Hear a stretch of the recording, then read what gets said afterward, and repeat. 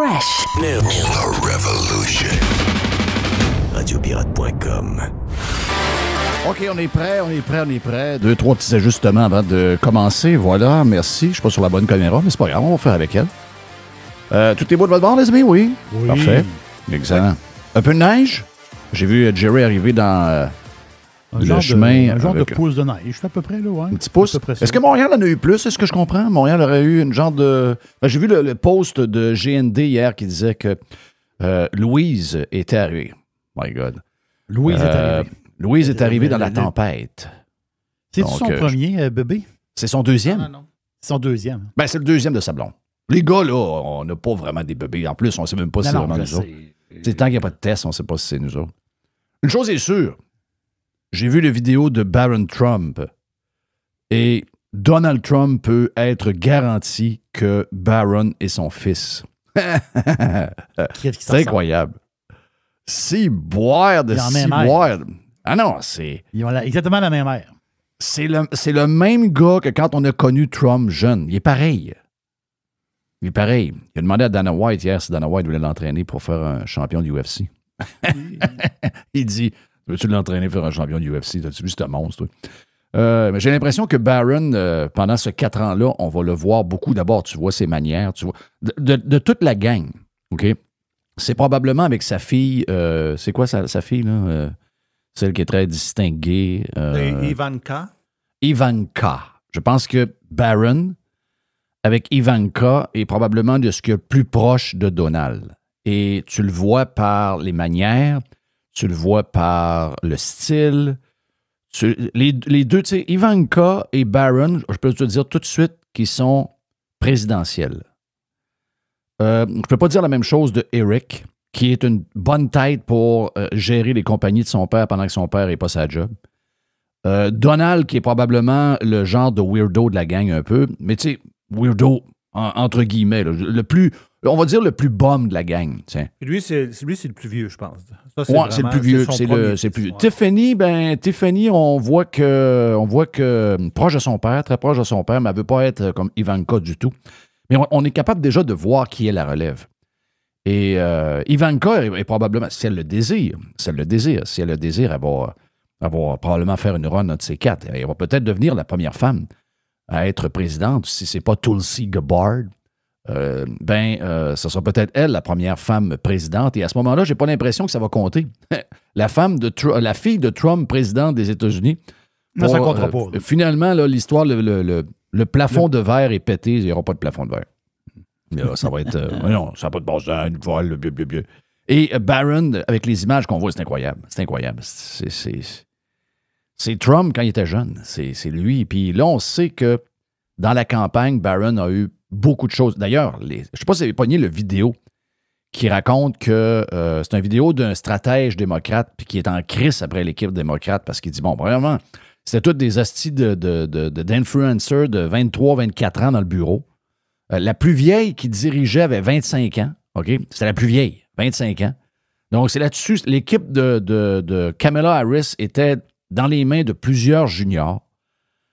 Puis, c'était du monde qui était un peu mêlé. Là. Ils ont visé tout le genre de côté un peu plus traditionnel de la campagne électorale, tandis que Trump, plus vieux, plus bonhomme, s'est ramassé à faire la campagne plus jeune, c'est-à-dire avec les podcasts et sans aller dans aucun média traditionnel, sauf le débat, aucun média traditionnel pendant la campagne pour Donald Trump. Et ça vient de Barron. OK, ça vient de Barron Trump. C'est incroyable. Donc, c'est lui.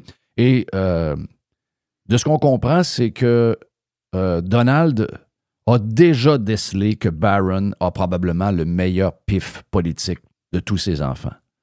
Et c'est pour ça qu'il lui a fait confiance pendant la campagne. Donc, c'est incroyable. Ça en dit beaucoup sur le kid qui, d'après les rumeurs, aurait un genre de QI de 140 et plus, selon... Parce qu'il paraîtrait que, de ce que je comprends, il y a comme... je ne sais pas si c'est volontaire ou non, là, mais quand tu rentres à Columbia, il y a un genre de testing de même. Là. Donc, la rumeur veut, parmi les gens qui le connaissent, que ce serait un 140 et plus. Donc, wow! Juste pour vous dire comment tout a changé, je veux juste faire un lien avec Montréal. On a eu les résultats de Code d'écoute de Montréal. Parce que, pourquoi je vous en parle? C'est assez rare que je vous parle de ça. Mais c'est assez important parce qu'il est arrivé 2 choses à Montréal au cours des derniers mois. D'abord, Paul Arcand a pris sa retraite. Paul Arcand, un genre de podcast dans sa chambre de bain à tous les matins. Je ne sais pas s'il a enlevé l'écho. Là. Je ne sais pas si on a réglé son problème de son, mais au début, c'était un peu bizarre. Et Patrick Lagacé, le roi Patrick Lagacé, a remplacé avec sa grosse tête et son ego démesuré le plus gros phénomène montréalais de radio depuis my God. C'était pas le frère de Gilles Proulx, c'était quoi? C'était le gars qui était assez cassé pendant longtemps. Non, c'était Jacques Proulx. C'est Jacques Proulx, hein? C'est Jacques Proulx. Probablement le plus gros nom, le plus gros succès puis la plus grosse stabilité de l'histoire de la radio montréalaise, c'est probablement Paul Arcand avec Jacques Proulx. Puis là, on a eu les résultats de sondage. Et aussi à l'arrivée de Cube. Il ne faut pas oublier l'arrivée de Cube Radio. Donc, quand on lit le texte dans le Journal de Montréal, on a l'impression que Cube Radio est champion. Là. Quand vous lisez ça, là, ça a l'air que ça va bien au bout. Mais quand vous regardez les chiffres en tant que tels, et je pense que la presse fait un meilleur texte là-dessus, parce que la presse n'est pas reliée à aucune radio, peut-être un peu plus proche, même, pas mal, moi je dis ça, pas mal plus proche du 98.5 que les autres, là, avec toute la gang qui sont rendus là, mais les chiffres sont disponibles. Parce que j'ai lu le texte hier du Journal de Montréal. Quand tu fais juste de l'émotion et il n'y a pas de chiffres, ça veut dire que l'article, c'est de la désinformation et c'est de la merde. Dans la presse, il y a des chiffres. Donc, je résume.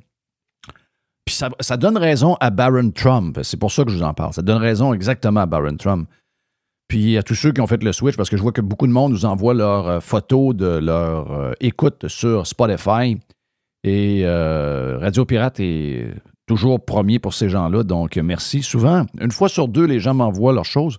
Et souvent, Yann et Frank sont deuxième. C'est incroyable pareil. Hein? Je veux juste saluer Yann et Frank parce que Yann, c'est un gars de finance. Puis Yann, quand il a commencé, il s'est fait dropper par Dom Moret parce qu'il était trop plate. Et moi, j'ai continué à apprendre. Puis je vous avoue que Yann était plate au début, mais j'aimais son intelligence. J'aimais son analyse. J'aimais le type de gars qu'il était, calme, posé. Donc, I don't care. Moi, j'ai toujours eu cette force-là d'être capable. Je pourrais vous en nommer plusieurs sur lesquels j'ai été très, très, très. Et depuis longtemps, là, je vous dirais depuis les années 80, là, des gens qu'au début, c'est un accident de char. Là. C'est très dur, très difficile. Puis plein de gens te questionnent pourquoi tu lâches pas le morceau? Non, je vois de quoi. Il va arriver quelque chose. Mais il faut prendre le temps. Ça se fait pas overnight. Ça s'apprend pas overnight. Puis cette patience-là, je pense que je l'ai. Et Frank est devenu excellent. Pas Frank, Yann est devenu excellent. Frank, c'était très, très, très dur. OK? Gars extrêmement brillant, philosophe incroyable, mais un peu monotone. Et surtout, pas capable de puncher encore. Mais là, tu sais, je veux dire, OK, t'as peu. Mais t'as peu. Je peux pas laisser les 2 premières affaires libres en disant, OK, on va le prendre de temps en temps. Non. Tu l'amènes. On pratique. Mais on pratique avec le monde. Tu sais, on pratique avec le monde. Puis, je vais vous le dire, il y a beaucoup de gens, à chaque fois qu'on amène du monde nouveau qui sont un peu plus carrés, un peu plus drabes, les gens sont durs. Mais moi, je garde le cap. Et Frank est devenu une machine.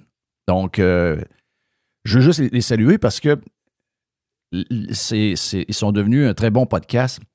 Et c'est la preuve que les médias et les artisans qui ont essayé de faire des podcasts ou qui ont essayé de faire... Mais regarde, vos idées sont mauvaises. Vos analyses sont mauvaises. Votre vision est mauvaise. Vos valeurs sont mauvaises. Vous êtes fait battre par... Bon, Filion, c'est un esti de crotté de Chicoutimi-Nord, un esti de turé de roche. Un gars qui se battait d'un bar avec ses chums Melblon puis André Castonguay à tout bout de champ. Un bum. Un esti de tout croche. Mes filles le savent maintenant, je peux le dire. Se sont fait dire. Donc, c'est pas moi qui l'aurais dit, se sont fait dire par d'autres. Et donc, battu à plate couture. Puis, je vous dirais que aussi battu par Yann et Frank.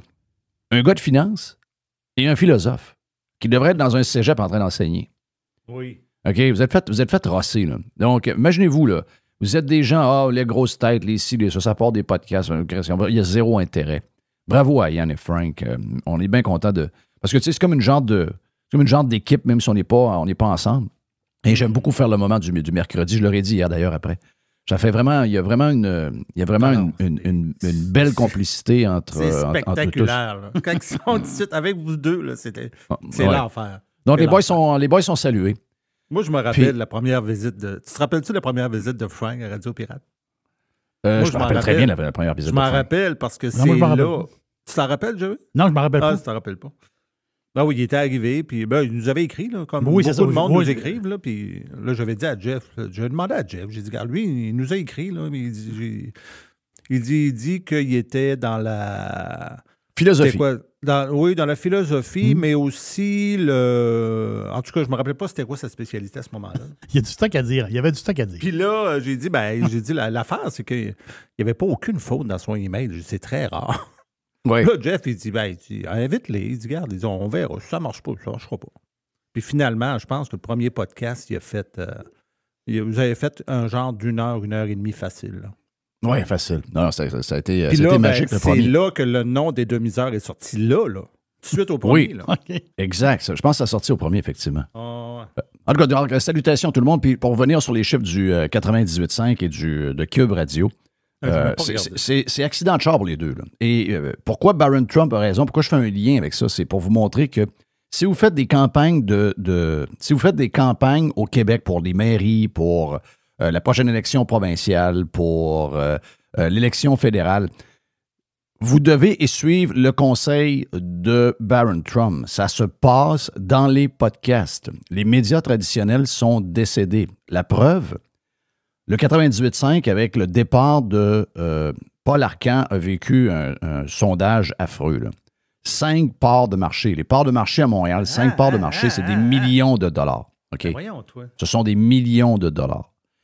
Et ils ont perdu 6 parts de marché le matin. OK? Il est passé de 38, 38 est beaucoup, là. C'est la preuve que tout ce qu'il y a alentour du 98.5, c'est affreux. Là. Tu ne peux pas avoir, même si tu t'appelles Paul Arcand, avoir 38 parts de marché à Montréal. C'est quasiment... les meilleurs morning man aux États-Unis, dans les grands marchés comme Montréal ou un peu plus grands, quand ils ont 6-7 parts, c'est énorme. Là. Et les autres, ils se ramassent avec 38. Ça vous montre la faiblesse de tout le monde. C'est ça démontre la bizarrerie du marché, là, dans le fond. Exact. Et là, ces 6 parts-là sont allés nulle part. OK? Il n'y a personne qui les a gagnés. Ces parts-là ont disparu. Ils n'ont pas disparu. Les gens continuent d'écouter des choses. Les gens ont trouvé autre chose. Ils sont sur des podcasts, sont sur des vidéos YouTube, sont ailleurs. Ils ont trouvé de quoi ailleurs. Donc, ils sont partis, se sont évaporés. Les 5 parts de marché du matin que le roi Lagacé a perdu se sont évaporés également. C'est parti. Donc, ça donne raison à Barron Trump. Donc, si vous êtes en train de planifier votre prochaine campagne électorale pour la mairie ou pour la province ou pour le fédéral, mettons Poilièvre, si tu veux parler au monde, c'est sûr que si tu veux juste parler aux crises de vieux, va-t'en LCN, va-t'en CBC. Oui, ça c'est sûr. Mais si tu veux parler à quelqu'un de 40 ans, si tu veux parler à quelqu'un de 25 ans, tu dois choisir en fonction des choses qui sont offertes. Il n'y en a pas une tonne au Québec, il n'y en a pas une tonne au Canada, on n'est pas comme aux États-Unis, il y en a, c'est épouvantable. Mais c'est en train d'exploser au Canada. Donc, vous devez choisir les bonnes places. Mais je pense que vous devez venir nous voir. Poilievre devrait venir nous voir. Ben, c'est sûr. Poilievre va venir nous voir. Il va venir jaser avec nous autres 1 heure, 1 heure et demie, 2 heures. Viens jaser avec nous. On va faire un super spécial avec Pierre Poilievre. On va avoir du fun. Puis on va essayer de découvrir qui il est. On va essayer de découvrir quel genre de gars il est. Et en passant, Cube Radio, c'est inexistant. Là. Puis il y a des gens qui vont me dire « Ouais, mais c'est normal, c'est un premier sondage. » Non. OK? J'ai été dans des stations de radio qui, au premier sondage, ont été numéro 1. OK? Parti de 0, pas de son. Fréquence qui n'existe pas. Dans une autre époque, en plus, où il n'y avait pas nécessairement de moyens, beaucoup comme aujourd'hui, d'utiliser des réseaux sociaux ou encore de devenir viral pour faire parler de toi puis rapidement devenir une vedette. Ça n'existait pas avant, il fallait bâtir ça brique par brique. Mais j'ai fait partie de certains succès qui ont été quasiment bâtis overnight. Donc, ça se fait. Imaginez-vous si vous êtes en plus propriété de PKP, que vous êtes propriété de Québécois et que les journaux, les sites web, les LCN, TVA parlent de ça à tour de bras, que vos animateurs sont tous à LCN, puis puis que vous n'êtes pas capable d'avoir... Hey, le matin, Mario Dumont qui me fait la leçon cette semaine, peux-tu aller chier, lui? 2 parts de marché, tabarnak. Me demande s'il bat la station de sport de Montréal. 2 parts de marché. Mario Dumont, la grosse tête, gros nom, gros de même, le gros autoritaire asti, qui a voulu nous plier d'en face tout le long pendant le COVID, qui se prend pas pour de la marde, là. Le gars, grosse tête, grosse de même, là, on pense, ça nous disait, finalement, il y aura une grosse compétition féroce à l'automne entre Mario Dumont et Pat Lagacé. Chris, Pat Lagacé perd 6 parts de marché et tu en as 2. Ça va pas bien, là. Il n'y a pas de guacamole, il n'y a pas de guacamole, il n'y a pas de petites tomates, il n'y a pas de piment fort, il n'y a pas de fromage, il n'y a pas rien, c'est un nacho plein. C'est ça. Il n'y a pas de bœuf haché, il n'y a pas rien, il n'y a pas de fromage fondu, il n'y a pas de salsa, il n'y a rien. Il y a rien que des bouts de fromage orange et blanc puis des genres de chips dans le fond de l'assiette. Mais c'est ça que ça donne. Martineau qui a été... Martineau, la pseudo-vedette aussi. Martineau puis sa femme, c'est-tu des vedettes, c'est-tu des influenceurs? Une part de marché, Martineau. Une part de marché. Wow! Donc, je veux juste vous dire que fuck Cube Radio, fuck Québécois. OK, c'est fini. It's fucking over. Arrêtez de faire de tout ce que vous avez à faire. Arrêtez de penser que ce qu'on faisait il y a 15 ans, c'est encore ça aujourd'hui. Donc, si vous êtes... peu importe ce que vous êtes, mais je m'adresse particulièrement aux gens qui marquent l'actualité et qui ont des influences sur nos vies à tous les jours.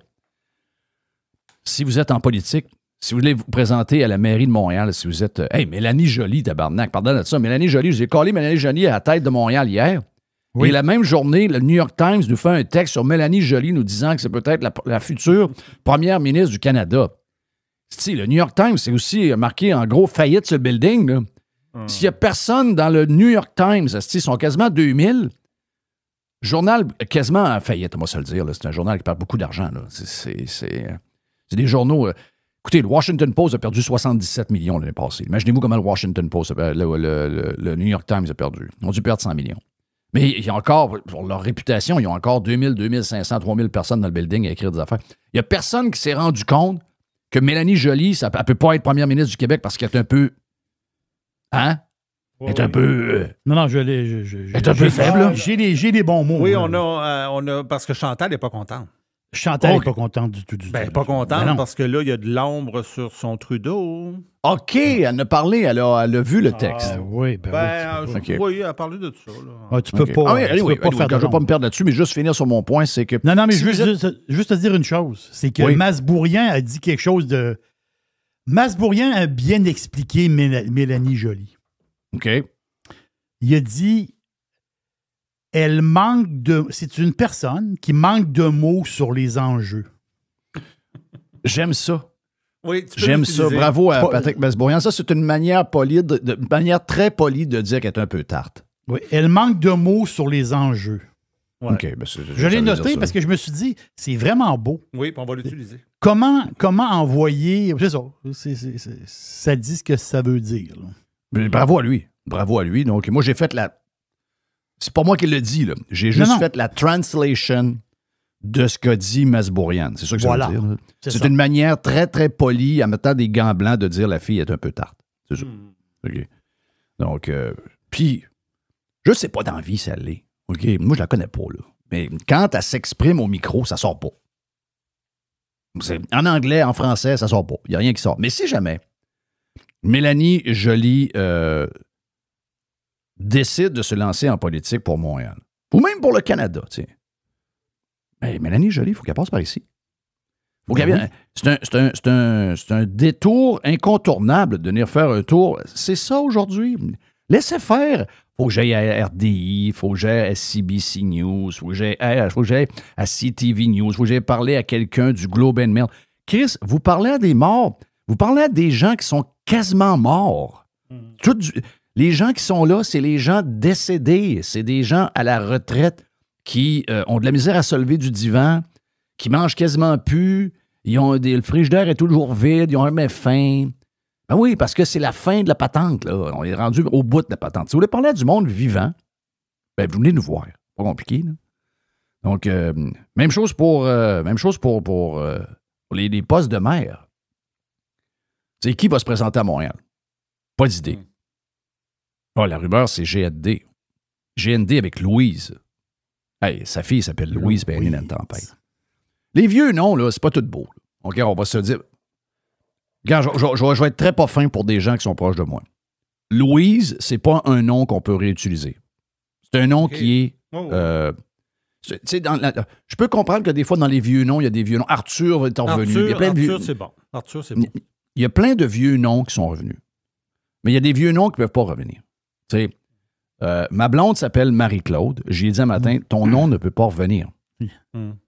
Marie-Claude, ça ne peut pas revenir. C'était affreux en 1965, 67, 69. C'est encore affreux aujourd'hui. C'est pour ça que je l'appelle Marie. Quand je veux la faire craquer, je l'appelle Marie-Claude. Non, je l'appelle Marie-Claude. Et ça la craint. Donc, je l'appelle Marie. C'est sûr que si tu as un enfant aujourd'hui et tu l'appelles Huguette, c'est comme...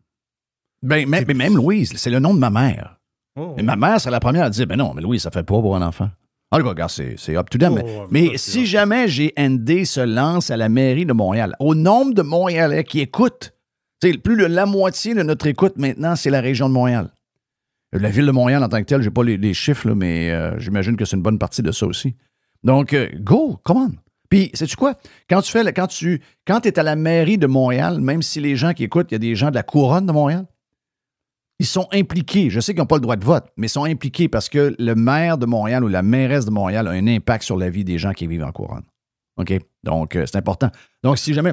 Puis, si vous êtes... Au lieu de faire des estis de vidéos de cave, là, comme le maire de Québec, qui essaie de passer ses estis d'augmentation de taxes en faisant semblant qu'ils ont coupé du gras, au lieu de faire des estis de vidéos cons à mettre sur TikTok, venez vous asseoir, venez jaser un peu. Puis venez parler une petite affaire, puis viens me justifier. On t'a amené Carlos Ramirez. Viens me faire un pitch que vraiment, tu es certain que la santé publique est 100% dans Target quand tu as dit qu'il y a, c'est combien? 100 morts par année à Québec dues au foyer. Au foyer de bois. C'est le brûlage de bois. Si quelqu'un vous dit ça, mais c'est la santé publique qui le dit. À cause encore c'est la santé publique des estis de Mongols. Voyons donc, il n'y a pas personne qui peut. Il y a personne qui peut nous arriver avec ce chiffre-là. Il n'y a personne peut nous arriver et nous dire wow, il y a 100 morts à cause des foyers. Chris, viens, juste ça, on a un podcast d'une heure et quart. Je veux revenir et finir sur les noms. Savez-vous quel est le nom le plus populaire en 2023 pour les gars en Angleterre? Moi, Henry? Non, j'ai déjà lu là-dessus, puis je le connais, ton punch. C'est pas mal Mohamed. C'est Mohamed. Ah, c'est Mohamed. Oui, Mohamed. Oui, parce qu'ils font beaucoup d'enfants. Mohamed. Donc, ça, c'est... Regarde, ça ne va pas bantout, là. Puis en plus, Mohamed, s'ils ont rien que ça dans la tête, c'est une fixation. Donc, Mohamed, sont ceux qui mettent au monde le bon Dieu. C'est la folie, de folie. Donc, ça s'en vient ici, ça, là. On le voit dans les manifestations à chaque samedi. On s'en voit, ça s'en vient ici. Hey! Très bon de voir que finalement, le Journal de Québec est capable de faire comme nous, on a fait. De dire que les Africains, c'est des estis dangereux en char. Puis de ne pas avoir peur de le dire. Donc, ce qu'on apprend aujourd'hui, c'est que finalement, on va retenir un peu le droit de rouler un char. Chris, il se frappe. Les accidents maintenant au Québec, c'est des Africains. Là. Mais je n'avais pas le bout. On vient d'apprendre l'histoire. Comment ça se fait qu'il y a des Africains astis de main qui ne savent pas conduire sur la route? Des astis dangereux? C'est qu'eux autres, ils ont un genre de permis de marde. On prend de la Côte d'Ivoire, ça. La Côte d'Ivoire, super système, de tous tes doigts. Donc, eux autres, ils ont un genre de permis. Quand ils arrivent ici, ils ont un permis de la Côte d'Ivoire. Oui. Le papier vaut plus cher que le permis, là. Et là, il arrive avec ça, puis il dit, moi, j'ai un permis chez nous. Ah, mais ça veut devoir passer des tests pareils puis passer un examen. Mais en attendant, on vous donne un permis temporaire de 6 mois. Exactement. Oui. Je savais. Non, je savais pas, moi.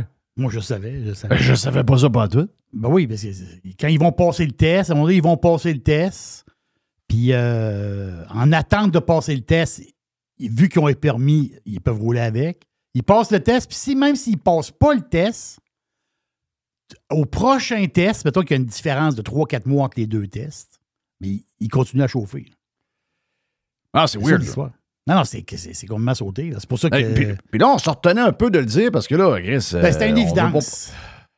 On veut pas passer pour des racistes, là. T'sais, la minute que tu soulèves, ouais, mais ça se fait que les Africains, Chris, chauffent mal de même. Hey, un gars qui zigzague à 80 km/h sur l'autoroute 40. L'hiver. Non, mais moi, ce que je vois de pire que ça, c'est pire. C'est pas ça, là. C'est du monde qui roule à 45 km/h sur l'autoroute, là.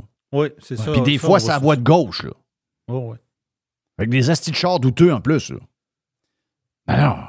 Et là, on est là, puis il faut mettre des gants blancs tout le temps. La société de gants blancs, Chris, c'est la place où qui se vend le plus de gants blancs au monde. Faut pas le dire. Non, Chris, les Africains, là-bas, sont dangereux. Ça, on n'est pas à Abidjan. Pas je comprends la patente. Ça veut dire, à un moment donné, ils ont une manière de conduire si boile. Non, mais c'est surtout eux autres qui n'ont pas cette expérience-là. Ils n'ont pas l'expérience du réseau routier, des autoroutes, des patentes qui embarquent, les 5-6 voiles, etc. Qu'est-ce qu'il y a de pays de marde? Non, mais de l'hiver. Puis de l'hiver, en plus. L'hiver n'est pas commencé encore total. Là. Mais effectivement, ils ont zéro expérience de l'hiver. Donc, regarde.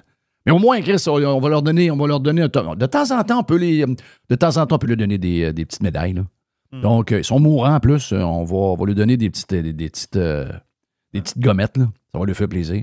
Donc, ils l'ont soulevé, Chris, en retard, comme d'habitude, mais au moins, ils l'ont soulevé, puis ils parlent des pays, puis ils parlent des gens. Ben, Chris, oui. Là.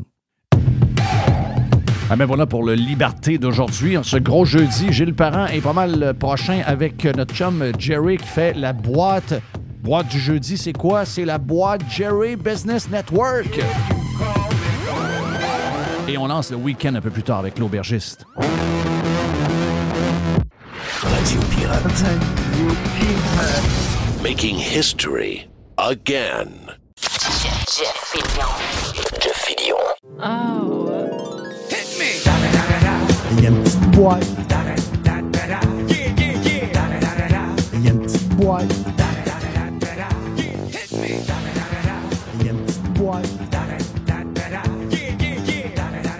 C'est la boîte du jeudi, c'est la boîte du business, du Jerry Business Network, la boîte du jeudi. Juste avant de commencer la boîte, vu que vous êtes en business, juste vous dire que, parce que notre chum Carlos de Punisher a une histoire familiale à régler demain, donc il ne pourra pas être avec nous demain, mais il me dit, Jeff, dis donc aux pirates qu'actuellement sur l'Auto Amigo, c'est Mega Millions en ce moment, 579 millions de dollars à gagner. Donc, l'autoamigo.com, si jamais vous avez le goût de gagner beaucoup de millions de dollars, c'est Val et notre chum Carlos the Punisher et toute leur gang qui s'occupent de vous servir, puis ça va leur faire plaisir. Avec quoi on commence, Jerry? J'ai toutes sortes de patentes dans le business news, des nouvelles de business, toutes sortes de patentes. J'ai fait quelques affaires le fun à travers ça. La nouvelle de cette semaine, on a commencé la semaine un peu là-dessus, que je t'ai parlé de ça. C'est une décision spéciale. Le grand boss de Stellantis qui a sacré le camp. Lui, ça faisait au-dessus de 10 ans qu'il était là, il est parti. Là, la compagnie va mal. Bon. L'affaire, c'est que Stellantis, là, on se répète, là, Alfa Romeo, Citroën, Peugeot, Fiat, Dodge, Jeep, Ram, Lancia, puis il y en a d'autres. Là. L'année 2023, l'année passée, 2023, c'est drôle de dire ça, hein? L'année passée, on est quasiment en 2025. Là. En 2023, c'était une année extraordinaire pour Stellantis. Je crois que c'était une année record.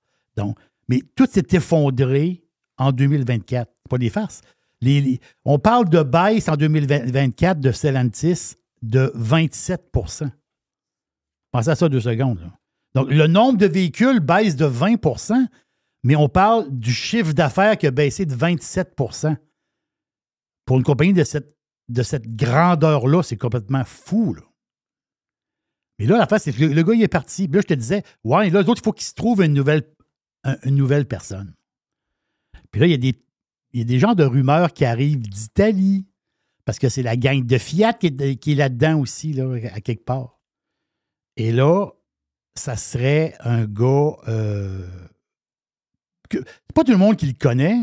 Le monde qui sont en techno le connaissent. Il s'appelle Luca Maestri. Luca, c'est le directeur financier d'Apple. Wow! Lui Luca, là, il est toujours à côté de Tim Cook. Le comptable, là, il y a toujours un gars à côté qu'on voit. Là. Il y a une conférence de quelque chose, il y a un gars. C'est le gars de finance. Mais c'est ce gars-là qui, selon des rumeurs qui arrivent d'Italie, ce serait lui qui prendrait la place à la tête de Stellantis. Donc, c'est quand même une pas pire nouvelle. Mais il y a une autre nouvelle dans l'affaire qui est spéciale. C'est-à-dire, on parle de business, on parle d'histoire. C'est plus qu'une rumeur parce qu'il y a du monde qui ont laissé sortir des affaires. Tu sais, le tout électrique, c'est une chose. À un moment donné, les compagnies ont dit l'électrique, puis il va en avoir toujours de l'électrique. Mais la face, c'est que présentement, Stellantis travaille sur un moteur, tu sais, le fameux moteur V8 EMI de 5,7 litres. Ce moteur-là, il est un peu iconique d'une manière. Un moteur extraordinaire qui était dans un pick-up, qui était dans des Ram, qui était... ils l'ont même mis, je pense, dans des muscle cars. Ce moteur-là, le fameux V8 EMI 5,7 litres. Et là, c'est ce qui est sorti. Stellantis travaille, parce qu'à un moment donné, tu as une clientèle, puis cette clientèle-là, ils veulent avoir des pas pires moteurs dans des véhicules, même si ça marche au gaz, même si ça marche au diesel. Mais la rumeur, c'est qu'ils sortiraient un fameux, on parle du nouveau V8 EMI électrifié. Donc, je n'ai pas plus de détails que ça. Ça serait tu aurais le moteur EMI dans ton truck, puis tu aurais une assistance électrique avec. Donc, je ne sais pas le principe, là, c'est-tu hybride en tant que tel, là? Mais ça, c'est la nouvelle qui est sortie. Donc, ils veulent aller reconquérir, autrement dit, avec le Ram, pick-up Ram. Puis c'est un moteur qui pourrait mettre, c'est ce que j'ai lu, qui pourrait mettre un peu partout dans d'un camion, puis dans certains autres véhicules de Stellantis. Donc, c'est le retour du gros moteur. Mais électrifié, si je peux dire. Je prends les paroles que j'ai lues dans une chronique. Et ça, c'est une histoire. Ça, c'est une histoire qu'on va entendre parler possiblement avec Trump au pouvoir et China, la Chine. Je vous explique l'affaire. Le grand boss de Uniqlo, la chaîne de magasins internationale, vous savez le carré rouge, là? La chaîne japonaise de vêtements. C'est immense, Uniqlo, immense. Ils ont 28 magasins au Canada. Ils en ont, je pense, 75 aux États-Unis. 75 aux États-Unis. Ils sont partout dans le monde. Uniqlo. Des beaux magasins. J'en ai visité quelques-uns. Je suis allé dans un Uniqlo, justement, en Espagne. C'est très, très beau magasin. Très, très le fun. Un genre de Gap un peu plus sportif. Non, c'est vraiment, vraiment bien. Les vêtements sont extraordinaires. La face, c'est que le boss d'Uniqlo, il a fait une entrevue. Il a fait une entrevue à la BBC dernièrement. Puis lui, il a dit dans l'entrevue que sa compagnie, eux autres, ils n'allaient plus utiliser aucun produit. Bien, ils le font depuis quelques années, mais là, c'est fini. Là, ils ne feront plus jamais, ils ne vont plus s'approvisionner de produits qui viennent de la région de Xinjiang. Je le prononce mal, mais c'est comme ça. Xinjiang. La région chinoise où il y a un peuple qui est esclave, les Ouïghours. On a entendu parler de ça il y a quelques années, les Ouïghours. C'est un peuple, je crois, qui sont musulmans. Je vois comme ça. Et ces gens-là, OK, sont... Ça, c'est éprouvé, là. Ça, c'est éprouvé maintes fois par des experts. C'est éprouvé que les Ouïghours sont un peu comme les esclaves qu'on avait en Amérique. On a eu une période esclavagiste en Amérique. On ne va pas se cacher de ça. Mais c'est le passé, c'est dans le temps. Et aujourd'hui, c'est impensable de penser comme ça. Mais à l'époque, en 1700 quelque, on s'entend-tu qu'il y avait une autre façon de voir les choses? Aujourd'hui, c'est impensable. Mais oui, c'est pensable. En Chine. China! Il y a 500 000 Ouïghours esclaves qui travaillent dans les champs de coton. Et là, le boss de Uniqlo, il dit, parce que Uniqlo, vêtements, coton. Il y a du coton, il y en a partout. Là. Il y a du coton. Il y en a même les espadrilles que vous avez dans les pieds. Il y a de la fibre. Des fois, il y a de la fibre de coton dedans. Le coton, la fibre, espadrille fabriquée en Chine. La fibre vient de la région des Ouïghours et le gars esclave qui ramasse les boules de coton dans le champ. C'est beau, un champ de coton à part ça. C'est vraiment beau. Les belles petites boules blanches, là, à perte de vue. Là. Mais là, l'affaire, c'est que Uniqlo, qui est excessivement populaire en Chine, c'est spécial pareil. Il y a plus de magasins Uniqlo. C'est des magasins japonais. C'est un brand japonais. Il y a plus de Uniqlo en Chine qu'il n'y en a au Japon. Il y a 804 magasins au Japon. Il y en a 928 en Chine. Les Chinois, ils adorent Uniqlo. Mais là, vu que le gars a parlé à BBC, puis qu'il a ressorti l'histoire des esclaves dans les champs, il y a un boycott généralisé de la marque en Chine. Puis c'est la place où il y a le plus de magasins. Donc, puis ça, là, il y a un gars chez Jefferies, la firme là, de la banque d'investissement, là, qui était au fait de ça. Le gars, il a dit, oui. Il dit, ça, c'est une carte cachée de Donald Trump. Trump, là, il y a un as dans son jeu. Là. Ça, Trump, il va repartir l'histoire de l'esclavage en Chine pour pouvoir... Tu sais, quand à un moment donné, ça va être le temps de dealer avec les Chinois, là, mais il va sortir son as parce que, on s'entend-tu que mondialement parlant, savoir qu'il y a des esclaves encore en 2024, c'est tout à fait insupportable. C'est du monde qui n'a pas de paye, là. C'est du monde qui sont nourris puis sont logés. Puis ils travaillent. Ils sont nourris, logés puis ils travaillent. Nourris, logés, travaillent. Ils ne peuvent pas s'en aller. Là. En 2024. Là. Donc, c'est le gars de chez Jefferies, il dit ça, il dit Trump, il dit il y a un as dans son jeu, il va repartir ça. Donc, dans les prochains mois, à un moment donné, ça va ressortir l'histoire des Ouïghours. Mais grosse réaction en Chine parce qu'eux autres, ils veulent cacher ça. Ils savent que pour fabriquer des vêtements, Christophe, on le voit, là, le stock que tu fais venir de la Chine, les affaires, les ci, les ça. On parle des vêtements ici, là, des affaires avec du coton dedans. Là. Ça coûte pas mal moins cher. Beaucoup, beaucoup moins cher. Il y a un marché incroyable. Puis il y a beaucoup de compagnies qui font fabriquer le stock là-bas. Parce qu'ils utilisent justement les éléments de base. Et ce coton-là, c'est carrément du coton de l'esclavage. Comme nous autres, on l'avait ici en Amérique, il y a en 1700 quelque. C'est complètement sauté. Je change de sujet complètement. Je me promène dans mes patentes de business. Je ne suis pas capable de le dire. Les Commanders de Washington, les Redskins de Washington, la NFL, bonne année cette année quand même. Très, très bon club. Et ils ont un nouveau président. Là. Ben, il va rentrer en poste là où c'est sur le bord de rentrer en poste. Donc, il y a un genre de propriétaire super riche là, qui a plein d'affaires. Ben, c'est un gars célèbre. Mais là, il y a un nouveau président. Le gars, il va être chef des opérations, toutes les histoires de business, de sport. Là, le président, il y en a un nouveau. Mais l'affaire, c'est que ce nouveau président-là, il est...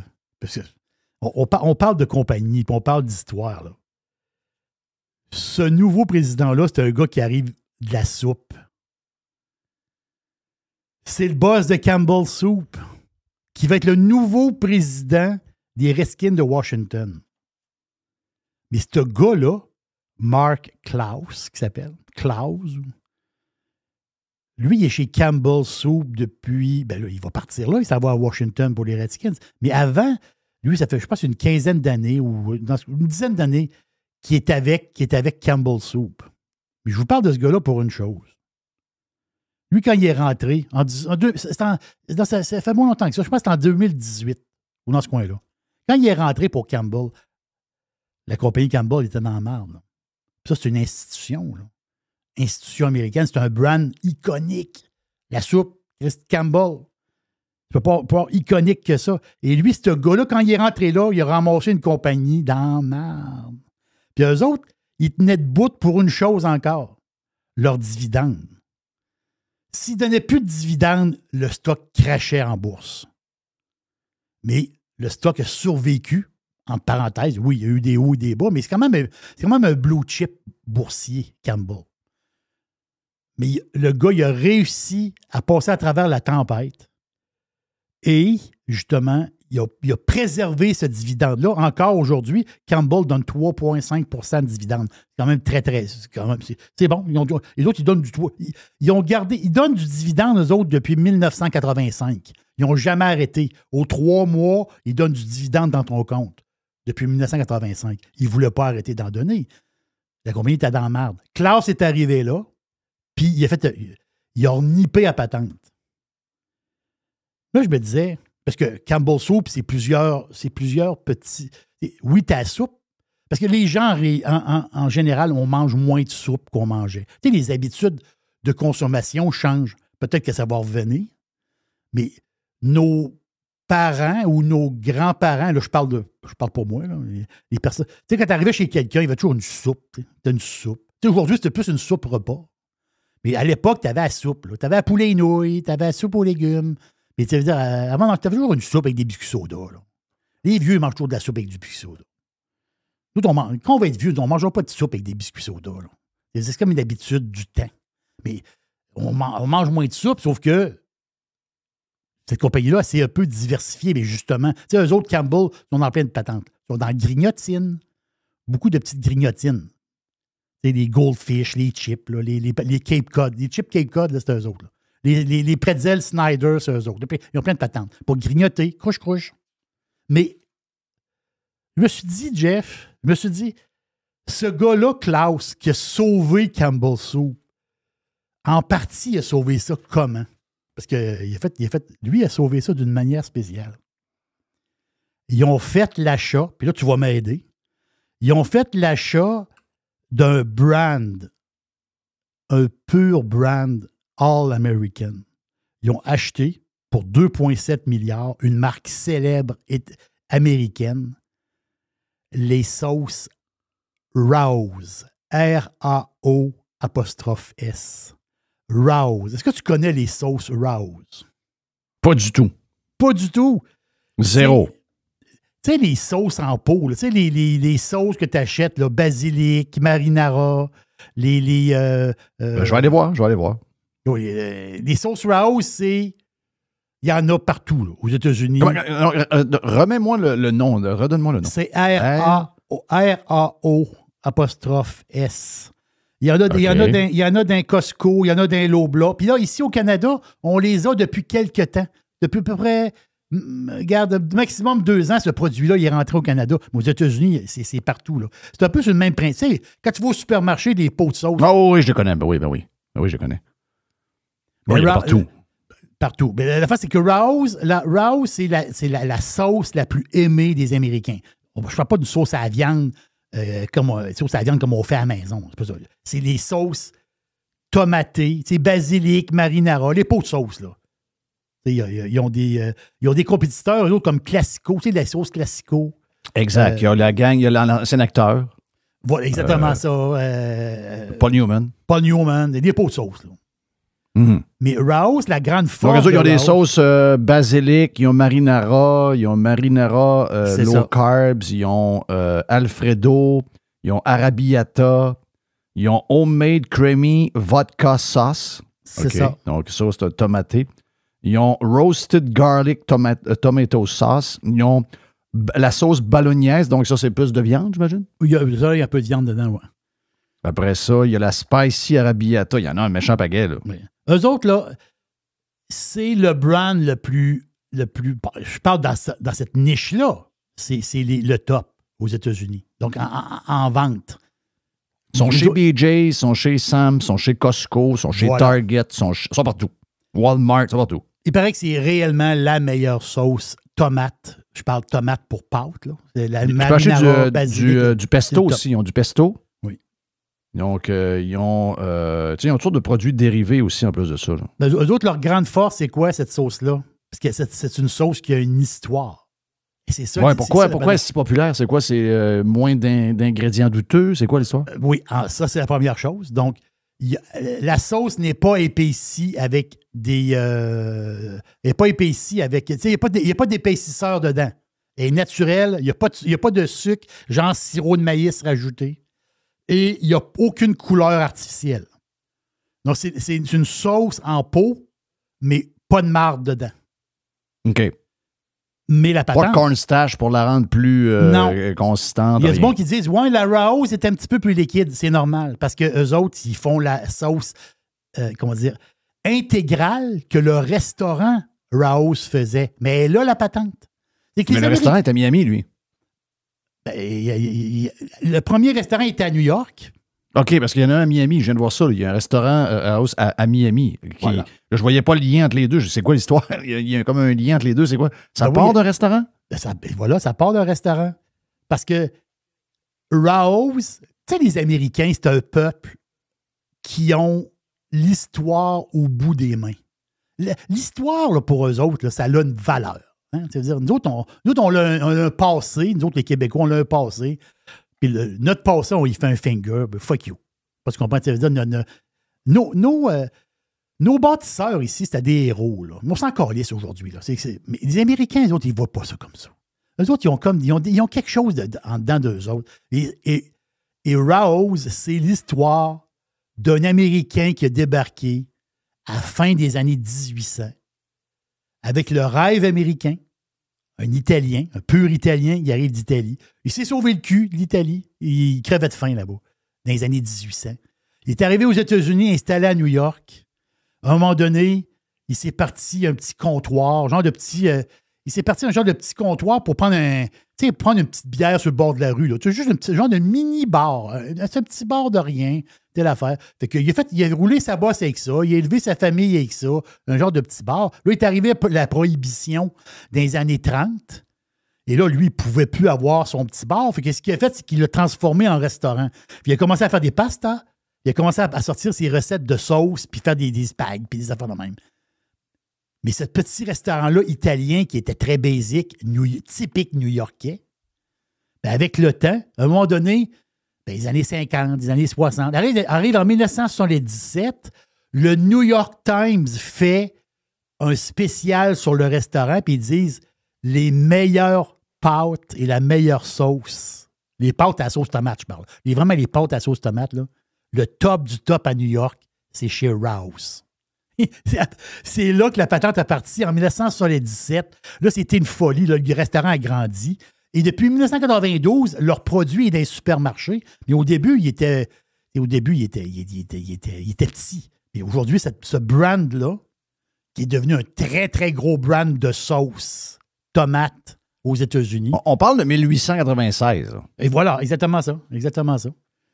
C'est historique, là. C'est vraiment historique. Et cette sauce-là, c'est ça, c'est en partie.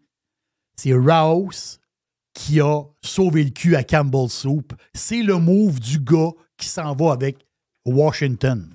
C'est M. Klaus, là, qui s'en va, le président de Washington. C'est lui qui a fait, quand il était chez Campbell, c'est lui qui a fait le move pour acheter cette compagnie-là de sauce. Lui, il a blairé, il dit non, un peu, cette sauce-là, le marché est très, très fort. Puis ça va être. Il y a 3 restaurants maintenant. Il y a 3 restaurants. Il y a 3 restaurants. Okay. Oui, il y a le restaurant original qui est de toute beauté. Là. Regarde, ça donne le goût d'y aller à New York. Tu as celui de Miami et celui de Los Angeles. Donc, 3 restaurants. Boum. Non, je lisais là-dessus. Puis je trouvais c'est une belle histoire. J'adore ce genre de patente-là. Ah oui, c'est une hey, tu sais quoi? J'y goûte. Hier, j'ai mangé la sauce. Très rare que je mange de la sauce à spag de quelqu'un d'autre. Puis hier, j'ai mangé celle de Daniel et c'est probablement celle de Daniel. Je dois dire Daniel puis son chum Jean, mais d'après moi, c'est pas full Daniel, elle serait insulté, mais c'est une pirate qui reste pas loin de chez nous. Puis on a fait des affaires.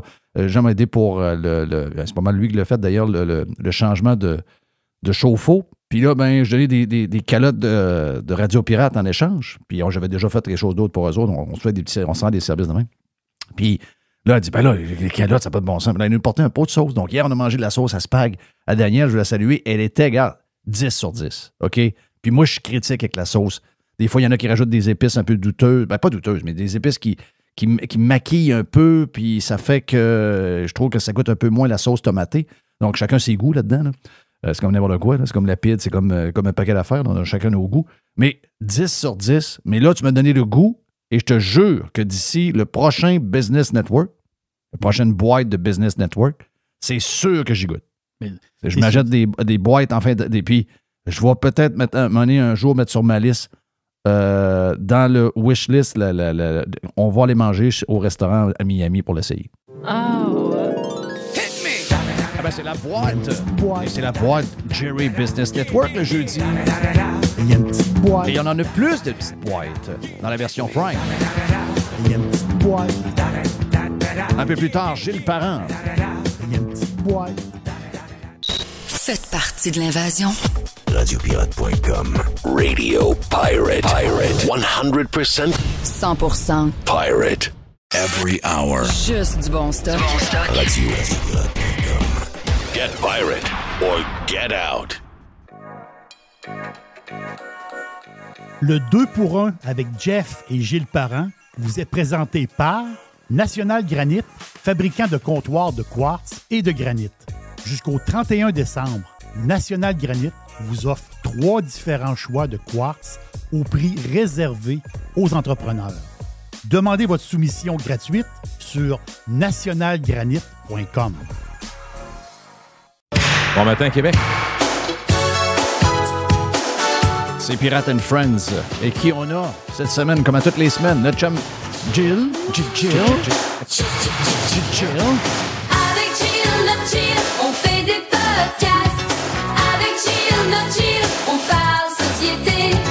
Avec Jill, notre Jill, on parle... Et Jerry là aussi, donc on est vraiment toute la gang. T'es salué, mon ami Gilles. Bon matin, Québec. Petite visite à la SAQ sympathique? Oui, ben oui. J'ai eu un bonheur fou. Écoute, on sait, je pense que s'il y a quelqu'un qui vit à Québec, qui vit au Québec, et qui ne sait pas que depuis 1 an et demi, il y a des moyens de pression à la SAQ, c'est parce que, d'abord, puis je vous salue. Oui, puis c'est ça, puis je vous salue. Moi, je le sais pas. Moi, je le sais pas tant que ça, parce que moi, j'y vais pas. OK, toi, tu y vas pas. Moi, j'y vais. Je suis pas loin de la rue Cartier, fait que je vais faire un tour là. Puis c'est pas une question de... Mais là, je suis pas là hier. Je m'en vais dans mon ancien coin, le coin où tu as habité aussi, c'est-à-dire l'ouest de la ville, Cap-Rouge et autres. Et donc, je m'en vais. Je veux aller à la SAQ, fermée, une qui est fermée, puis je veux aller à la SAQ, genre, qui va jusqu'à Express ou je sais pas quoi, Duplessis, pas loin du Walmart, la patente. Tu connais le coin, Jeff. Oui. Fait que là, j'arrive là, puis il y a des syndiqués qui sont là, qui font un aide d'honneur aux clients. Tu peux rentrer, mais bon... Avec les pancartes, là. Fait que je rentre là, sors avec 2 bouteilles. J'avais 2 petites bouteilles, juste pour la route. Oui. Entre les jambes. Il faut t'es prêtes dévissables. Non, c'est n'importe quoi. Je fais des blagues, là. C'est feeling week-end, les amis. Alors, je sors, puis là, je me fais interpeller par une gréviste, puis vous n'avez pas honte? J'ai dit, pardon? Vous n'avez pas honte de ne pas nous soutenir? Vous allez... Et là, elle est mal tombée. Hein, j'ai du temps, malheureusement. Ouais. J'ai dit, tu veux chercher une chaise en... Oui, j'ai du temps, moi, c'est ça. J'ai dit, malheureusement, madame, j'ai du temps. Si vous allez chercher une chaise, il va vous conter une histoire. Ouais. Vous êtes en moyen de pression, puis, dans le fond, vous voulez des meilleures conditions, puis un meilleur salaire. Mais s'il n'y a pas un crise de chat qui achète les produits de la SAQ, comment vous allez faire ça? Oui. Comprenez-vous que c'est nous autres, les clients, qui amènent de l'argent?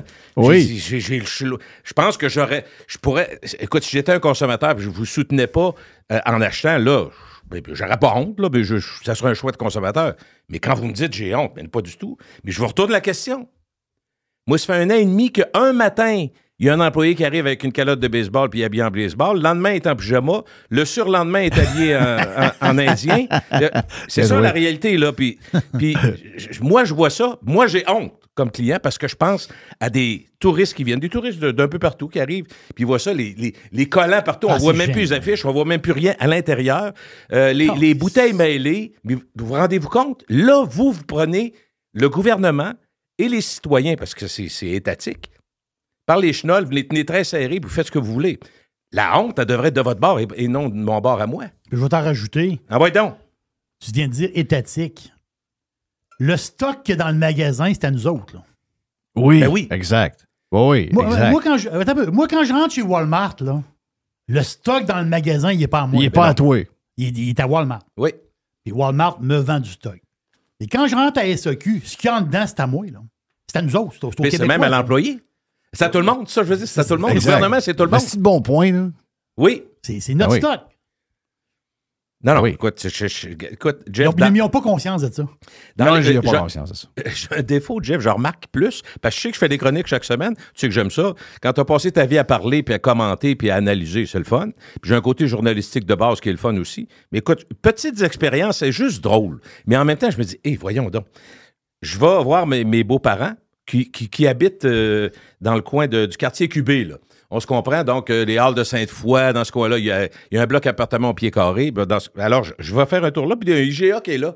Le très beau IGA récent. Le IGA dans le bloc QB, ouais, justement. Exactement, mais c'est le IGA le plus weird que j'ai jamais vu parce que tu avances d'un allée, à un moment donné, tu veux changer d'allée, il y a un gros mur au complet, il faut aller l'autre bord. Je sais pas qui a fait la configuration de ça. Mais c'est à cause de la structure de béton pour soutenir la bâtisse au-dessus. Bon. Là, tu m'amènes exactement au point où je vais aller. Fait que là, j'arrive, là, c'est quand même un gros magasin, tu sais, puis qui dessert beaucoup de monde, toute la patente. Alors, moi, tu sais que je vais au IGA quand j'ai des petites commissions. Quand j'ai des grosses épiceries, je vais pas là parce que c'est le plus cher à Québec, mais on est rendu gratuit, on fait attention à nos dépenses. Bon, alors, je rentre là, j'arrive à la caisse, puis j'ai, évidemment, parlant de gratteux Loretteville, puis l'initiation de mon fils Elliot à toutes les cartes, puis profiter des aubaines qu'on a d'en face, surtout en épicerie. J'arrive avec ma carte scène, la merveilleuse carte scène. Parfait, j'arrive. Ça a l'air que c'est de la merde, cette carte scène. Ah oui, c'est la pire carte. Elle a été classée. C'est pas moi qui le dis. L'Association des consommateurs canadiens a dit que la pire carte, c'est la carte scène. Mais pourquoi c'est compliqué de même? Pourquoi ils ont fait ça compliqué de même? C'est pas compliqué, une carte de points. Un exemple. À chaque mois, c'est le système qui est fait de même. Puis d'ailleurs, écoute, demande à n'importe quel employé qui travaille au GA, ils vont te dire exactement ce que je te dis. Des plaintes, c'est constant. À chaque mois, Jeff, tu viens te mettre ta carte reconnaissance visuelle, faut que tu te rebranches. Faut que tu mettes ton numéro de crise, le mot de passe. Faut que tu te relogues encore. Faut que tu te relogues. Ça marche pas, cette affaire. Premièrement. Là, j'arrive, écoute bien. Là, je suis à la caisse. La dame, très sympathique. J'ai 3-4 items. Je me retourne chez nous. Spaghetti. Bon. OK. Sauce à spaghetti, des pâtes. Tu sais, c'est le repas de base. Fait que là, j'arrive. Je vois. Elle dit, à vous la carte 5, jouez. Là, je prends mon téléphone parce qu'elle est sur mon téléphone. J'ai pas la carte physique. La plupart des gens, c'est le téléphone aujourd'hui. Oui. Bon, OK, on comprend. Et là, un instant, elle va loader. La madame a dit non, elle loadera pas. Internet ne rentre pas dans le magasin. Gardez, laissez vos affaires là, allez dehors. J'ai dit, madame, c'est une joke. Arrête, non, allez dehors. Ça va rentrer, vous reviendrez. J'ai dit, madame, savez-vous quoi? Je vais faire mieux que ça.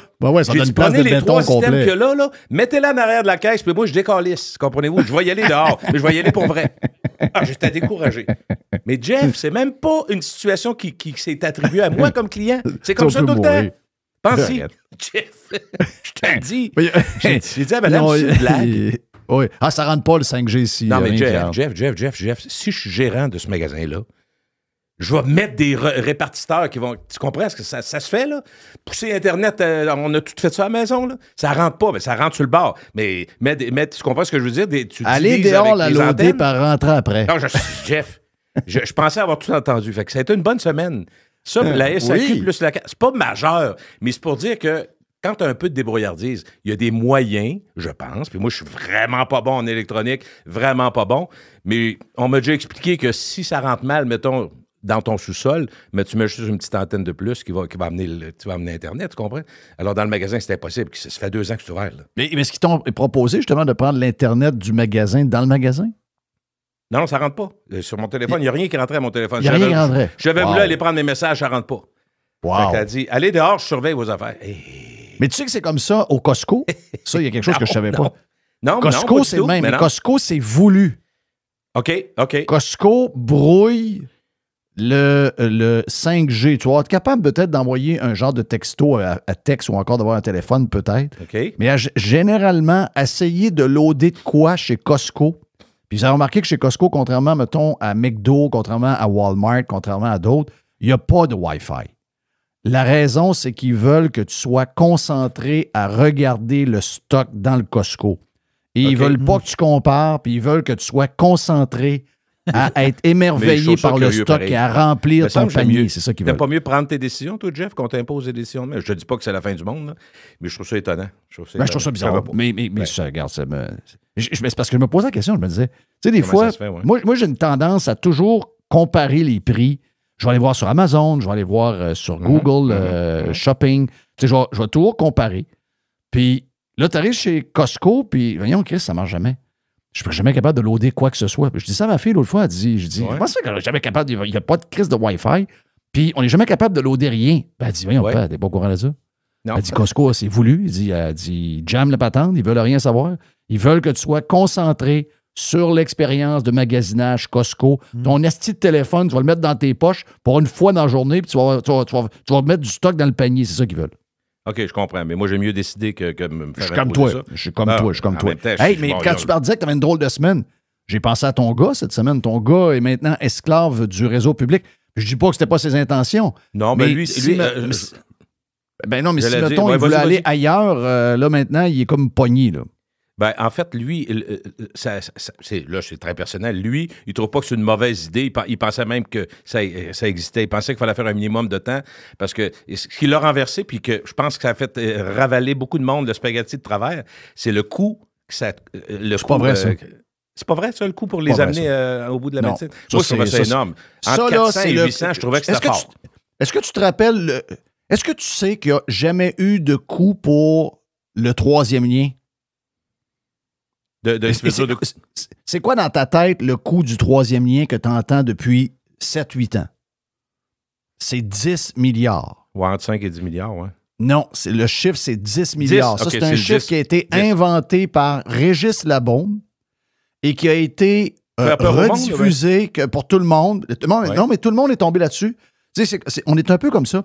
C'est-à-dire que quelqu'un arrive avec un chiffre, puis après ça, personne ne vérifie. Personne n'est capable de dire, OK, y a-tu vraiment une estimation des coûts? Y a-tu des gens qui ont bidé sur un projet? Y a-tu été estimé? Non. C'est juste, à un moment donné, il y a un chiffre, à un moment donné, est arrivé 10 milliards. Disons, Chris, des ponts de même ailleurs dans le monde. On va le voir avec le pont de Baltimore, qui est beaucoup plus gros, qui va coûter à peu près 1,5 milliard. Ça veut dire, comment ça que ça coûtait 10 milliards? C'est quoi votre folie? C'est celui qui a été défoncé par un bateau, celui dont tu parles? Je ne sais pas. Oui, c'est exact. Celui qui est tombé avec le bateau. Très bien. Donc, mettons que... On s'entend que c'est un gros pont. C'est un pont d'autoroute, là, avec 3-4 voies de chaque bord. Et là, le 10 milliards devient comme un chiffre que tout le monde répète année après année. Tu te dis, mais de où ça a parti, ce 10 milliards-là? Tu n'es pas capable de trouver l'origine. Moi, je me rappelle très bien. C'était la bombe. L'histoire du 600-700 000, c'est de la merde. Il y a personne... D'abord, premièrement, s'ils mettent là-dedans le côté stage, le côté quand les médecins travaillent à l'hôpital et qui sont payés, ça n'a pas rapport. Là. Ça, c'est dans le budget d'opération des hôpitaux. Ça, c'est partout pareil. Mais si tu prends la formation en tant que telle, t'enlèves le... C'est quoi en français? Là? J'ai juste un mot anglais, là, mais quand ils sont à l'hôpital pour finir leur cours, là, c'est, en anglais, c'est intern, mais... résidents. Les résidents. Quand ils sont médecins résidents, il faut enlever ça là. La résidence est payée par l'hôpital. Jeff, sais-tu, ton point, là, moi, quand j'ai entendu le chiffre, j'ai fait juste un calcul simple. J'ai regardé, par exemple, au Canada, même aux États-Unis, quand tu es étudiant puis le gouvernement ne paye pas, quand tu payes, l'université privée, il y en a masse, là, tu payes tes affaires, c'est souvent autour de 40 000. Tu as remarqué par année à peu près entre 40 et 50 000. Mais par contre, ça compte souvent, Jeff, l'hébergement. Tu comprends? Fait quand les parents disent, moi, mon fils étudie en médecine, ça nous coûte 40 000 par année, mais là, sur 10 ans, s'il devient médecin spécialiste, c'est rendu à 400 000. T'es pas rendu à 800? Mettons au pire, parce qu'ils ne sont pas tous spécialistes, il faut faire attention. Il y en a plusieurs qui sont médecins de famille, parce que ça en prend. Ça, c'est plus 6 ans que 10. Fait que là, tu comprends? Fait que là, je me disais, ça marche pas. Même si je vais te dire, moi, j'ai demandé à l'intelligence artificielle. OK? J'ai demandé à l'intelligence artificielle. Comment est-ce qu'elle va, l'intelligence artificielle? Ça va bien, Chris, c'est vite, c'est extraordinaire. Et même, je ne sais pas si vous avez remarqué, Google maintenant se sert. Quand vous posez une question à Google, maintenant, c'est l'AI de Google qui vous répond avec une réponse beaucoup plus détaillée qu'avant. Puis ils ne amènent pas vers un article quelconque. C'est l'intelligence artificielle qui fouille pour vous autres tous les articles que vous avez pu trouver. Ceux qui disent j'ai jamais essayé, là, vous savez même pas, vous êtes là-dedans. On est là-dedans. Ben oui, vous êtes dedans. On est déjà dedans. La première réponse que Google vous donne maintenant, c'est du AI. Et c'est 239 000 $. Donc, c'est 59 000 par année pour formation de médecins. Ils combinent autant les Miami University, le full privé 100%, que les universités d'État, mettons comme Florida State ou Florida Gator. Ouais, à la grandeur des États-Unis, former un médecin, c'est 238 000 Et là, on parle des systèmes les plus chers. Là. On parle en tout cas, c'est ce qu'on nous dit. Là. On nous dit le système le moins cher d'éducation, puis les opérations, puis les cibles et ça, c'est le Québec.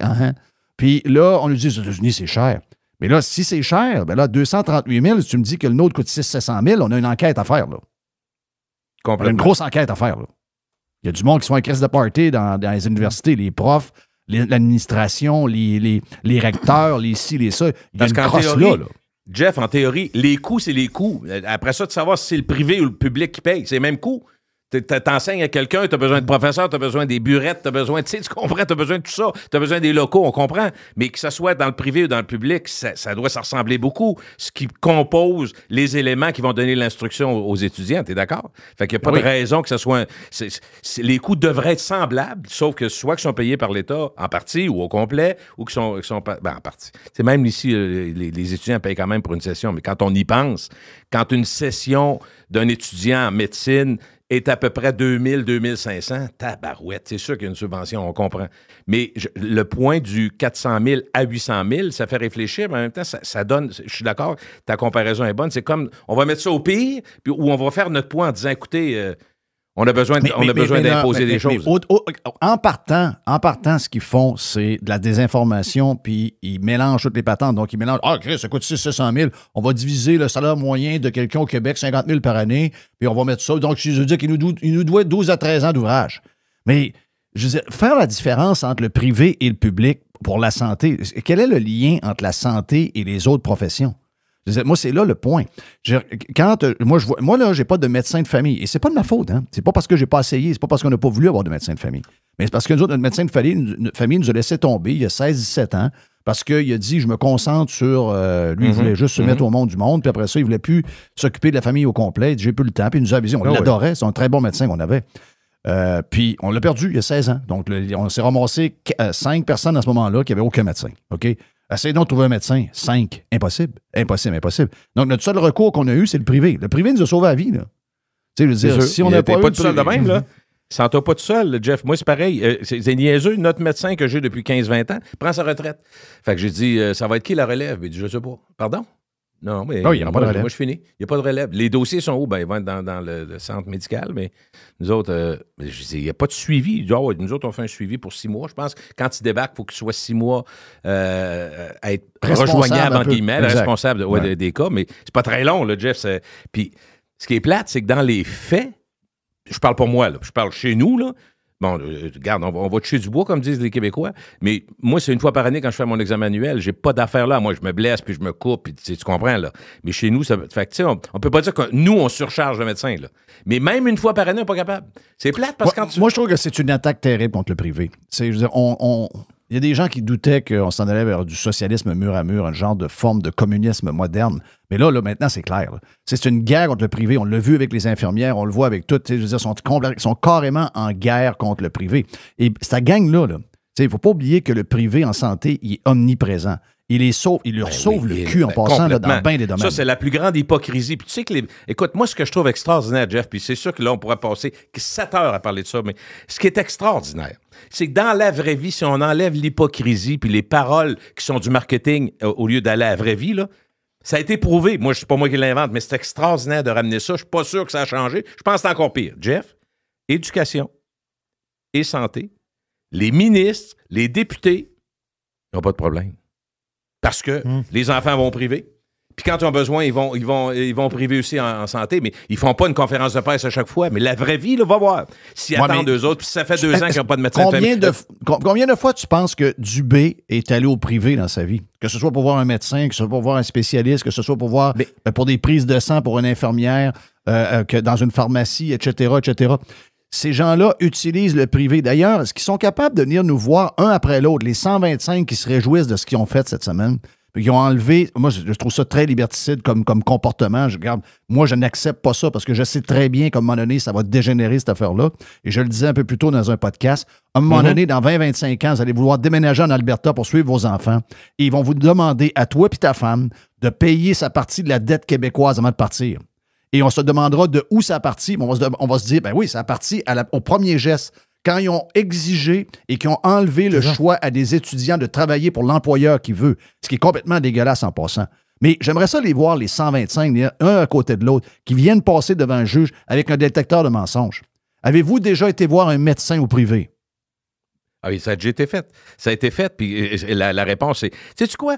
Au lieu de démoniser ce qui est parallèle, puis ce qui vient, comme tu dis, sauver les billes souvent, ils devraient être assez honnêtes pour le dire. Tu comprends? C'est juste quand ils sont dans les derniers retranchements qu'ils sont obligés de dire, oui, ben là, pour les opérations courantes comme les hanches, les ci, les ça, on fait appel au privé. Mais c'est quoi cette honte-là? Dans les faits, est-ce que c'est beaucoup plus cher quand on regarde l'ensemble de ce que ça coûte, les avantages au public, les employés et autres, Jeff? Pour le gouvernement, là, mettons, ils ont des factures. Là. Il y a une opération de la hanche dans le privé puis dans le public. Y a-t-il une différence de 70 % entre les deux? Ou finalement, c'est pas beaucoup plus cher au privé? Ce qu'on comprend, c'est beaucoup moins cher au privé, beaucoup plus efficace, beaucoup moins syndiqué, beaucoup plus opérationnel. Au niveau opérationnel, ça roule beaucoup plus de volume. À toutes les fois que le gouvernement paie à l'acte des choses, que ce soit des cataractes ou peu importe quoi, là, quand ils ont eu besoin puis qu'ils s'en vont dans le privé pour des opérations de genoux, ces choses-là, ils savent très bien que ça revient moins cher dans le privé quand ils font affaire avec ces firmes-là. Ils le savent très bien. Donc, c'est juste c'est dogmatique, cette affaire-là. C'est ça qui est dangereux. C'est ça, c'est au niveau idéologique. C'est ça qui est écœurant. Donc, le but n'est pas de soigner les gens. Le but n'est pas de rendre le système plus efficace. Qu'en bout de ligne, on ait moins de gens malades, puis moins de gens sur les listes d'attente, puis plus de gens avec des médecins. Le but, c'est idéologique de sauvegarder la vache sacrée du système de santé, qui est un système en faillite depuis 30 ans, je vois le vert. C'est ça. Ils essaient de changer et de modifier. Ils ont essayé de le virer de tous les bords. Tu sais, en même temps, là, au plancher des vaches, comme on dit, au rat les pâquerettes, Jeff, là, un exemple, tout le monde va comprendre ce qu'on veut dire là. Un exemple très simple. Toi, tu as une sœur, Jeff, puis elle dit, gars, Jeff, il y a une bosse, tu sais, au sein, j'ai une bosse, j'aime pas ça, puis tout, je suis allé voir le médecin, puis ils m'ont dit, écoute, on va regarder ça, mais là, il y a une liste d'attente, j'ai 1 an et demi d'attente. Toi, instantanément, avec MC, tu vas dire, regarde, laisse faire 1 an et demi d'attente, là, on va te trouver. Si tu manques l'argent, présentement, on va t'aider. On va aller au privé. Il faut savoir ce que tu as. Voyons, on n'attendra pas 1 an et demi. Mais combien de gens qui nous entendent vivent ça autour d'eux? Puis au bout de la ligne, même si tu n'as pas les moyens, Jeff, parce que c'est humain, parce que c'est relationnel, tu vas trouver l'argent, même si tu ne l'as pas, pour être capable de savoir ce qu'il y en a. On ne peut pas attendre 1 an et demi, de savoir si c'est un cancer ou c'est juste un mélanome ou fouille-moi. Là, tu comprends? Regarde, c'est quoi? Ça vient de m'arriver cette semaine. On a quelqu'un proche de nous, Carlos de Punisher, dans sa famille. Quelqu'un qui a justement une histoire de cancer. Il y a des examens à faire pour savoir est-ce que c'est vraiment cancéreux, si ça l'est, est-ce que ça s'est répandu, etc., etc. Oui. Là, il n'y a pas de panique au Québec. Ah, ben là, écoute, on va essayer de te voir, on va essayer de te faire voir le spécialiste. Ça risque d'être 6 à 9 mois. Après ça, on va regarder ce qu'on fait. Ben, t'es en train de me dire que pendant 1 an et demi de temps, je vais me poser des questions, on ne dormira pas.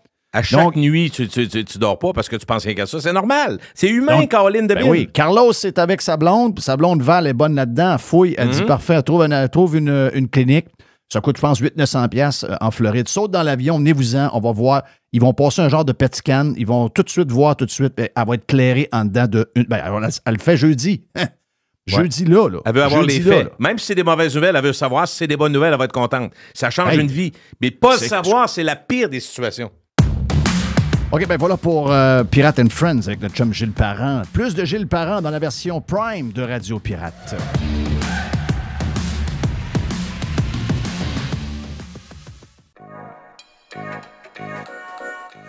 Le 2 pour 1 avec Jeff et Gilles Parent vous a été présenté par National Granite, fabricant de comptoirs de quartz et de granit. Jusqu'au 31 décembre, National Granite vous offre 3 différents choix de quartz au prix réservé aux entrepreneurs. Demandez votre soumission gratuite sur nationalgranite.com. Radiopirate.com. No limits. No rules. Radiopirate.com. Jeff Fillion. Fresh. 100%. 100% pirate. Adrien Pouliot est avec nous autres ce matin sur le Prime. On vous donne la dernière partie où on parle de Bitcoin et d'économie avec Adrien sur Radio Pirate Live. Je veux t'entendre sur D'abord, plusieurs ont douté de l'histoire du Bitcoin. Je me rappelle la première fois qu'on a fait une grosse intervention de Jerry. Tu te rappelles-tu? On était à choix à ce moment-là. Il y a peut-être... C'était avant la COVID. C'est peut-être en 2018-2019. Et par après, c'était avant la COVID, puis on avait fait un exposé là-dessus. On n'avait pas dit au monde de se prendre 15 000 $ dans leur REER et faire le switch, là, mais je me rappelle que quand le Bitcoin, après ça, avait comme pris un genre de grippe, on s'est fait dire par du monde, « Ouais, Chris, on a embarqué dans le Bitcoin, on vous avait écouté, puis tabarnak, c'est un arnaque, cette affaire-là, etc., etc. » Depuis ce temps-là, on a fait une méchante ride, là. Les gens qui ne croyaient pas que ça allait se rendre à 100 000, ben c'est fait, là. Et ce qui est intéressant, c'est de voir nos experts, parce que là, nos experts sont un peu fourrés, tu sais. Oui. Ils voient ça aller.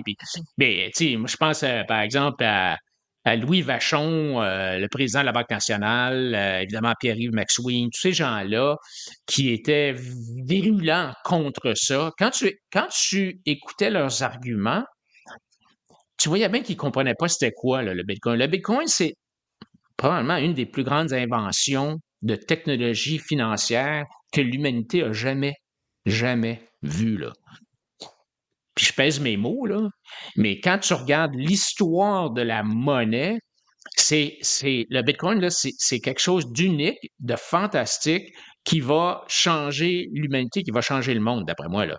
Mais pourquoi? Parce que je l'ai compris, tu sais, mon fils est là-dedans, j'ai lu, puis je ne dis pas que je comprends tout, là, mais il y a une couple d'affaires que j'ai compris. Et là, aujourd'hui, c'est vraiment amusant de voir... Mais c'est quoi le point en premier pour toi? Pour toi, c'est quoi le point en premier? C'est le fait d'être indépendant face à des banques centrales, le premier point. Voilà. C'est quoi ton point numéro 1 à toi? Pour moi, le point numéro 1, c'est limité à 21 millions. OK. C'est la rareté. Il peut pas y avoir plus que 21 millions de Bitcoin dans le code génétique de Bitcoin, là. Si tu voulais aller à plus que 21 millions, il faudrait faire ce qu'on appelle un fork, puis ce serait une autre patente. Mais ça s'est jamais fait dans l'humanité. On n'a jamais été capable de limiter l'impression, la création de la devise, tu sais. Donc, en pensant à ça, c'est ça, le point revient à ça. C'est qu'en limitant le nombre, contrairement aux banques centrales qui impriment à tonnes. Qui impriment sans arrêt. Donc, c'est ça qui te sécurise, c'est ça? Oui. Jeff, tu es propriétaire d'un cinéma. Tu as 200 sièges dans ton cinéma. À tous les jours, tu vends 200 billets. Donc, un siège coûte un billet. Tu te réveilles un bon matin et tu te dis, hey, je suis devenu niaiseux. Au lieu d'imprimer 200 billets, je vais en imprimer 400, je vais en vendre 400. Alors, tu vends 400 billets. Le prix du siège, là, il vient de doubler. Hein? Il vient de passer de 1 billet à 2 billets. C'est ça, l'inflation. L'inflation, c'est pas parce que le siège, tout d'un coup, vaut plus. C'est le même siège qu'hier, là. Oui. C'est la dévaluation de l'outil dont on sert pour faire les échanges. Donc, ça prend 2 billets au lieu d'1. Pourquoi? Parce qu'on a imprimé. Ben, les gouvernements font ça depuis toujours. Les Romains, il y avait des pièces d'or. Ils faisaient des trous dans le milieu. Ils partaient avec le poinçon qu'ils avaient pris en or, puis ils disaient aux gens, « Ah non, votre pièce d'or, elle vaut encore la même affaire. Tu sais, elle pesait 1 once avant, là, elle pèse rien que 3/4 d'once, mais c'est pareil. » Oui. Mais c'est ça l'inflation, c'est que tu dévalues la pièce en poinçonnant un trou dedans, puis en partant avec l'argent. C'est exactement la même chose. Alors que le Bitcoin, tu es limité à 21 millions. Et ça, pour les gouvernements, en fait, ça va nous sauver. Ça va sauver l'humanité d'un crash financier qui s'en vient parce qu'on imprime, puis étant donné que tous les pays impriment à des vitesses différentes, il y en a qui impriment beaucoup plus vite, comme l'Argentine, mais c'est vrai aux États-Unis, c'est vrai au Canada. Alors, toutes les monnaies se dévaluent à peu près en même temps, ça paraît moins, tu sais. Mais quand tu regardes aujourd'hui, qu'est-ce que tu peux acheter avec $1 par rapport à ce que tu peux acheter il y a 70 ans? C'est une farce. Il n'y a pas de comparaison. C'est une farce. Alors donc, c'est quand tu as compris ça, même si, bon, tu sais, il y a bien des doutes, ça, tu dis, OK, il n'y a pas de limite au montant d'argent que les gouvernements peuvent imprimer. Hein, tu fais marcher la machine. Ah, on est là, c'est plus du papier maintenant, là, c'est encore plus facile. Tu payes sur un piton puis tu transfères de l'argent dans un compte de banque électroniquement. Mais une fois que tu as compris qu'il n'y a pas de limite au montant d'argent qui peut être imprimé, tu comprends qu'il n'y a pas de limite au prix du Bitcoin. Oui, je comprends très bien. Ben oui. Ben oui. Hein? Plus tu imprimes du papier, plus le Bitcoin, qui lui est toujours limité à 21 millions, plus lui, il vaut cher. Alors, moi, quand j'ai catché ça, là, je me suis dit, oh my God. Alors, et là, aujourd'hui, les experts qui sont obligés d'avouer en se tortillant que, ouais, peut-être que le Bitcoin, finalement, ils n'ont même pas compris. Ils disent ça maintenant parce que le prix est rendu à 100 000, puis ils sont gênés, mais ils n'ont même pas encore compris vraiment c'est quoi. Il y en a qui ont compris. Il y en a des gens de la haute finance qui comprennent, puis il y en a qui sont inquiets. Tous les banquiers, les banques centrales sont pas mal inquiets là, de voir que finalement, ils vont peut-être être déplacés, ils vont peut-être devenir désuets dans 10, 20, 30 ans. Est-ce que les gens sont conscients, Adrien, de ça, que leur argent vaut de moins en moins? Est-ce qu'ils font le lien entre l'inflation et, mettons, qu'ils ont ramassé pour 200 000 de REER, que leur REER, alors qu'ils avaient projeté il y a 15 ans qu'avec leur REER et leur rendement, ça allait donner un montant, puis ils allaient pouvoir se payer les assurances sur leur maison, les taxes sur leur maison, etc., leur petite épicerie. Et là, que finalement, ils se disaient, on va en avoir assez. Et là, ils arrivent 15 ans plus tard, au moment où ils en ont besoin, puis ils ont le montant qui était prévu. Et là, ils ont de la misère à arriver. Est-ce qu'ils font ça? Est-ce que les gens, ils font cette gymnastique-là dans leur tête, que c'est par des décisions des gouvernements qui prennent de l'argent, qui s'endettent, etc., que là, on donne des augmentations de salaire. On veut même donner 35$ à des gardiennes d'enfants, câlisse. Donc, tu sais, je veux dire, est-ce que les gens se rendent compte que toutes ces décisions-là, tu sais, je vais prendre un exemple, les gens de construction qui veulent avoir 25, 30% d'augmentation à la prochaine convention au printemps. Est-ce qu'ils sont conscients qu'en augmentant comme ça, premièrement, la job va être de plus en plus dure à avoir parce que là, rendu à 125$ de l'heure, plus taxes pour quelqu'un, ça va être dur d'avoir un gars de construction dans la maison. Est-ce qu'eux se rendent compte que, oui, ils vont peut-être améliorer leur salaire, mais qu'en bout de ligne, leur pouvoir d'achat diminue, même s'ils l'ont augmenté de 25%, la maison est plus achetable pour eux autres, même s'ils ont un bon salaire. Est-ce que les gens comprennent ça? Je ne pense pas. Tu sais, mon exemple de cinéma, là, quand je le donne, les gens comprennent. Mais c'est comme si... C'est pas ça que tu entends, là. Ce que tu entends, là, qu'est-ce qu'elle a dit, Kamala Harris? Oh, on va passer une loi pour contrôler les prix. Oui. C'est les mauvais. C'est la faute de Métro Richelieu. C'est eux autres là, qui fourrent le monde, là, puis qui chargent trop cher pour le pain ou whatever. Tu sais, c'est toujours la faute de quelqu'un d'autre. La Banque centrale, là, ils n'ont jamais, Jerome Powell ou le gars au Canada, là, ils n'ont jamais dit, ah ben finalement, tu sais, c'est vrai qu'on a imprimé 300 milliards de dollars qu'on a donné à Trudeau pour qu'il puisse financer ses déficits. Ils n'ont jamais dit ça, là. C'est tout. Je l'écoute Powell, là, puis c'est des grandes théories, là, puis, tu sais, ça a l'air savant. Ils ont l'air savants, ce monde-là. Ils ont des diplômes, ils sont bardés de diplômes, puis le gars qui travaille sur le chantier de construction, d'abord, il ne sait même pas c'est qui Jérôme Powell, puis deuxièmement, même s'il écoutait, il ne comprendrait rien, tu sais, puis c'est tout du chinois. Alors, tu sais, mais une chose qu'ils comprennent, c'est qu'ils n'avancent pas dans la vie. Là, regarde, je vais donner l'exemple de ça, parce que quand il est arrivé l'histoire du salaire minimum, moi, je l'ai dit à la radio traditionnelle, je l'ai dit dans mes podcasts, je l'ai dit. La majorité des pirates comprennent tout ce que je dis, mais j'ai déjà eu des discussions avec des gens, des gens quand même assez instruits, puis des gens allumés. Puis là, ben, je disais, vous savez, là, peut-être qu'ils gagnent 10 et 95$ ou 11 à ce moment-là quand ça a commencé. Ils voulaient commencer par 12$, puis après ça, monter rapidement à 15$. Puis je disais, voici qu'est-ce qui va arriver. Boum, boum, boum, boum, boum. Et je peux vous garantir une chose, c'est que quand ces gens-là sont tous à 15$, ils vont être beaucoup plus pauvres que quand ils gagnaient 10 et 95$. Là, les gens disent, comment ça peut arriver? Tu travailles 15 heures par semaine, puis tu viens de faire tel montant. Je dis, oui, sauf que tout va enclencher. Toute la machine va s'enclencher. Tout ce que tu aimes te payer en ce moment, qui coûte 10 piastres, va coûter 14 piastres. Puis là, tu vas te dire, mais comment ça peut augmenter de 4 piastres en l'espace de 2 ans? C'est qui ces maudits crosseurs-là? Cette gymnastique-là n'est pas faite dans la tête de beaucoup de monde. Et tant qu'on n'aura pas saisi cette base assez simple à comprendre, bien, les gouvernements vont profiter de ça pour continuer à dévaluer notre dollar, à nous endetter, puis à imprimer du cash. Puis, à un moment donné, on va se rendre compte qu'on va avoir un dollar vénézuélien où on se torche avec. Là. Mais moi, je pense que les gens, c'est la mathématique du problème qui est dur à comprendre, mais ils comprennent très bien qu'ils ont eu une augmentation de salaire à leur travail. Et leur boss leur a donné un beau 2000 pièces de bonus. Là, cette année, tu as eu 1000 pièces l'année passée, je te donne un bonus de 2000 cette année.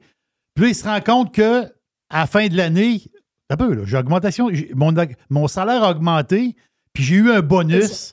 Puis je suis plus pauvre que l'année passée, je ne peux même pas comment d'aller en vacances. Oui, ça, ils le voient, mais ils ne comprennent pas le pourquoi. Non, c'est ça. Non, ils ne comprennent pas pourquoi. C'est ça. C'est parce que les gens ne comprennent pas le processus de création de richesse. Et tu sais, quand moi je dis on doit avoir des cours d'économie à l'école, là, c'est pas des cours de budgétisation puis de comment se servir d'une carte de crédit. Non, c'est pas ça. Moi, dans ma tête, là, les cours d'économie à l'école, là, c'est l'offre puis la demande, c'est la production, c'est la création de richesse, c'est comment ça fonctionne. Oui, l'employé qui est payé 10 piastres de l'heure, si il est capable, soit parce qu'il travaille mieux, plus vite, de façon plus efficace, soit parce qu'il y a une machine qui l'aide à produire plus, si sa productivité augmente de 50%, bien là, peut-être que, oui, il vaut 15 piastres de l'heure plutôt que 10 piastres de l'heure. Mais si on te paye 15 au lieu de 10 puis que tu produis la même affaire, ça ne marche pas, là. La richesse, c'est pas comme ça que c'est pas un cadeau. Là. Si c'était ça, là. On imprimerait tout l'argent du monde. Ben oui, on peut le mettre à 100 piastres. Un minimum à 100 piastres.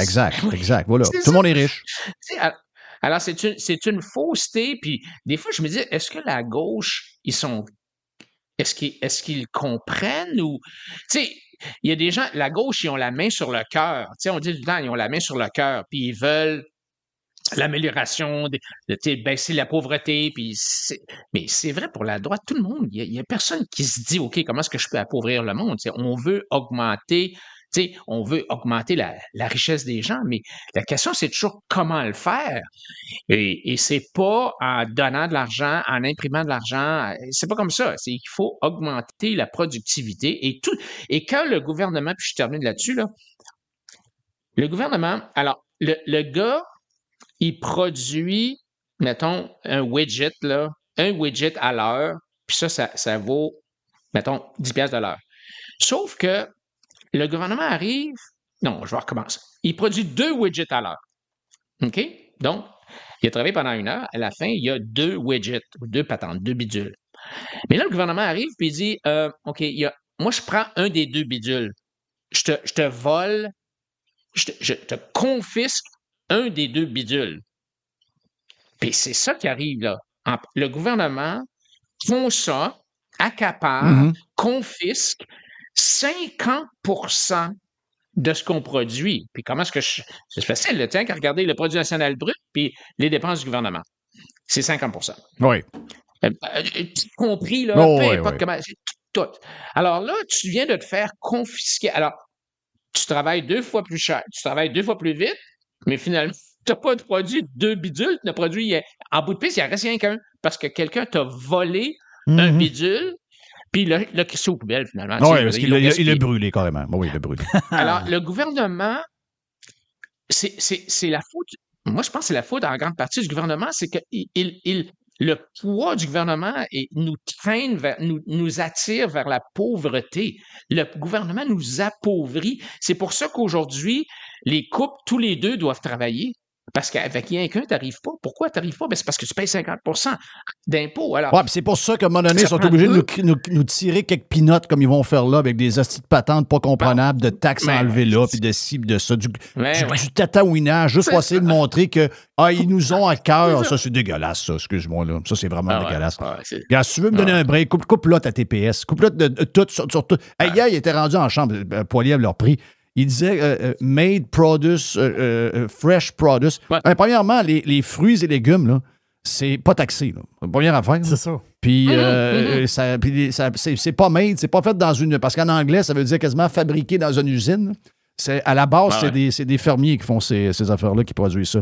Regarde, écoute, on pourrait parler pendant des heures de ça, mais c'est hyper intéressant. Puis tu as raison, ça part beaucoup de l'éducation. Je veux dire, veux pas...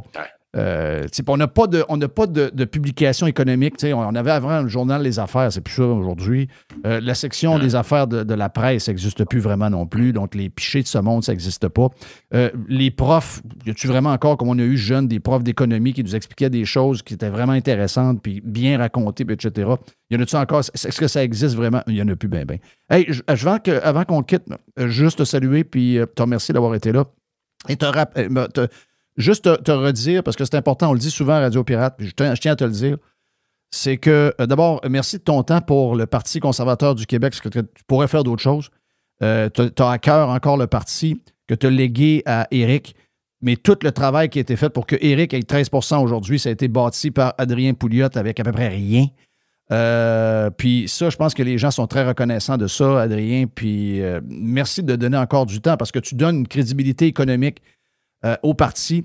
Puis cette crédibilité-là, je pense qu'avec Karem également, au niveau de la santé, Éric, qui est un chef extraordinaire, ça, c'est très important. Puis moi, je tenais à te remercier parce qu'on n'a pas l'occasion de se parler souvent, puis on le dit souvent, mais je sais que des fois, les gens ont peut-être envie de te le dire, mais nous autres, on tient à te le dire parce qu'on le sait que c'est ça.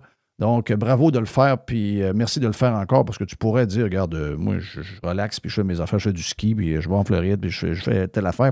Mais tu tiens à le faire encore, donc thumbs up, et merci, Adrien, c'est très gentil, très apprécié de la part des Québécois qui voient de l'espoir.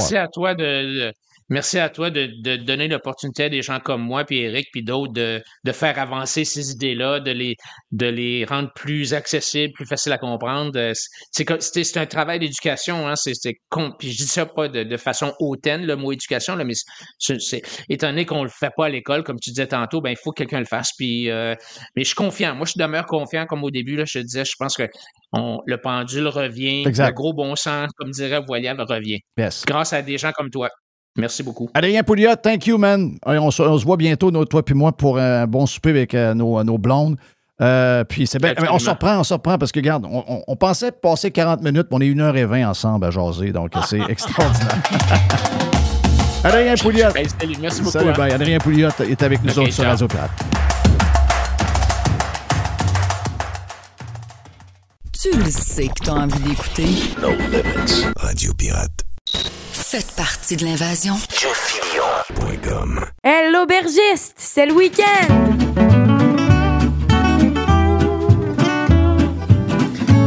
Oui, j'ai soif.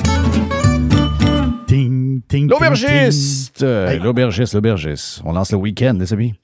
Ben, l'aubergiste a passé un peu de temps pas mal de temps quand même, l'été passé, dans le sud de la France. Mais c'est là qu'on s'en va aujourd'hui, Jeff, dans le sud de la France. C'est un coin tout à fait extraordinaire. Il délaisse l'Espagne un peu pareil. Oui, ben, mais je me promène. On se promène. On va en Italie, on va en Australie dans les dernières semaines. On se promène.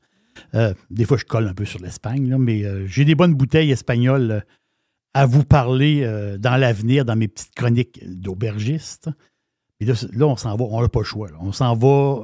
On court le soleil. On s'en va dans le sud de la France. Donc, Montpellier, direction sud-ouest. Donc, Montpellier, direction sud-ouest. Là, on rentre dans une grande région de vin, le Languedoc-Roussillon. Très, très grande région en superficie pour le vino. Et là-bas, il y a des cépages très sudistes, comme le Mourvèdre, le Grenache, la Syrah. Puis, regarde, les autres, c'est un peu leur spécialité. Puis c'est du raisin qui aime la chaleur, qui aime le soleil. Plus qu'il y en a, mieux que c'est. Et là-bas, il y a... Regarde. Dans ce coin-là, il y a une place tout à fait fantastique. Ça s'appelle le Château Saint-Martin. Donc, imaginez le setup un peu, là, OK? C'est de toute beauté. C'est incroyable. Un beau petit château entouré de 160 hectares d'oliviers, avec des pinèdes, avec de la vigne, avec de la garrigue, la fameuse garrigue. C'est quoi? Quand tu dis garrigue, ça veut dire quoi? C'est la végétation du sud, justement. Beaucoup de garrigues en Espagne, beaucoup de garrigues dans le sud de la France. Végétation du... C'est comme un peu comme du foin qui pousse un peu partout, la garrigue. Mais la garrigue, là-dedans, il y a quoi? Il y a des herbes, plein de sortes d'herbes sauvages, mais c'est des herbes qu'on connaît, comme du thym sauvage, du romarin, un peu de lavande, genévrier. Donc, la garrigue, il y a plein d'affaires qui poussent à travers ça. Des petits arbustes, des affaires. Mais cette garrigue-là, c'est comme la saveur du Sud, si on peut dire. Il faut le voir comme ça. Mais le château que je vous parle, Saint-Martin, c'est incroyable. C'est une place que le monde va pour se marier. Ils ont une grande réputation. Un, c'est de toute beauté. Deux, il y a une chapelle. C'est un château. À côté, tu as une petite chapelle. Superbe petite chapelle qui style roman primitif. Tu as le style roman dans l'architecture, mais le roman primitif, c'est un peu là. Là, on retourne encore plus loin. La chapelle, à date de... La chapelle, c'est pas compliqué, elle a 1037 ans. Capoté. La chapelle a été bâtie en 987. Wow! On est dans un autre monde, là. On est vraiment dans un autre monde. Imaginez, les gens vont là, ils vont se marier dans la petite chapelle, ils font des réceptions au château, puis ils boivent du vino. Wow! Non, m'excuse, là. C'est la totale de la totale. Donc, cette maison-là, le château Saint-Martin, ils font des bulles, ils font plein de choses le fun. Ce qui est plate pour ici, on pourrait avoir beaucoup plus de produits, parce qu'ils ont plein de produits. Ils ont plein de produits, mais ici, on a une bouteille. Bon, c'est le choix de la SEQ. Moi, je pense que c'est une erreur. Il devra avoir plus de choix du château Saint-Martin. La Garrigue, c'est le nom de la place. Ici, on a la gamme il appelle ça Bronzinelle. Donc, Bronzinelle, c'est comme le moyen de gamme, si on peut dire. On va dire comme ça. Et on a juste le rouge ici. Bon, OK, c'est beau, la SEQ, qu'est-ce que tu veux? Mais l'affaire, c'est que c'est un vin qui n'est pas en approvisionnement continu. La SEQ marche d'une manière. C'est soit que tu reçois une batch, tu l'écoules, puis tu reçois une autre batch plus tard. Ou tu as un produit si le produit baisse dans l'inventaire, il en rachète. Mais ce produit-là, il devrait, je pense, ce vin-là, parce qu'il est très populaire. Les Québécois qui le connaissent l'adorent, mais il n'est pas en continu. Donc, la batch est là. Tu sais, on a du château Saint-Martin-la-Garrigue, là, pour vrai, on a pour comme 6 mois à peu près. Tu sais, ils reçoivent la batch, on a pour à peu près 6 mois, parce qu'il n'y en a plus. Bon, ça va aller dans 3, 4, 5, 6 mois. Oh, on a un autre millésime. On devrait l'avoir en continu. Moi, je pense que oui, en tout cas. Là. C'est dans l'espace cellier, bien sûr. C'est le 2019 qui est sur les tablettes présentement.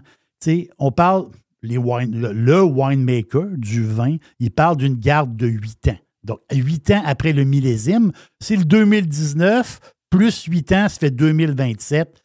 Donc, en ce moment, il est prêt à boire. Mais il peut faire de dos encore un peu. C'est-à-dire, il fait très, très bien la job. Donc, son nom, Château Saint-Martin-la-Garrigue, un pur Languedoc, là. Un pur Languedoc. Donc, 3 cépages. Vraiment, là. Syrah, Grenache, Mourvèdre. Là, on a un vin, Jeff.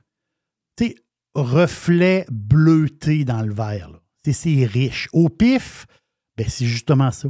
C'est ça, la magie. Au pif, c'est la garrigue, c'est le romarin. Donc, il y a un nez fantastique. C'est le genre de vin là, qu'il y a beaucoup de pif. C'est fantastique. D'un bajou, ben, c'est fruité. Tu sais, les murs là, qui sont très, très... Des murs, qu'on va dire. Des bajoux. Donc, oui, c'est ça. Mais dans un bajou, là, quand tu as le vin d'un bajou, c'est très fruité. Les tanins sont quand même assez fins. Puis il y a une petite pointe épicée. Ça, là, tu sais, le temps des fêtes arrive. Ça, là, avec, tu sais, le jambon. Là. Ça, avec du jambon. Tu sais, tu as le gros jambon dans le four, puis on coupe du jambon, peut-être pilé, puis la sauce. Ça, là, ça va parfaitement avec le jambon. Ou style, mettons, c'est un peu comme pâté à viande. Tu sais, on entend des fêtes pâté à viande. C'est le vin parfait pour ça. C'est idéal.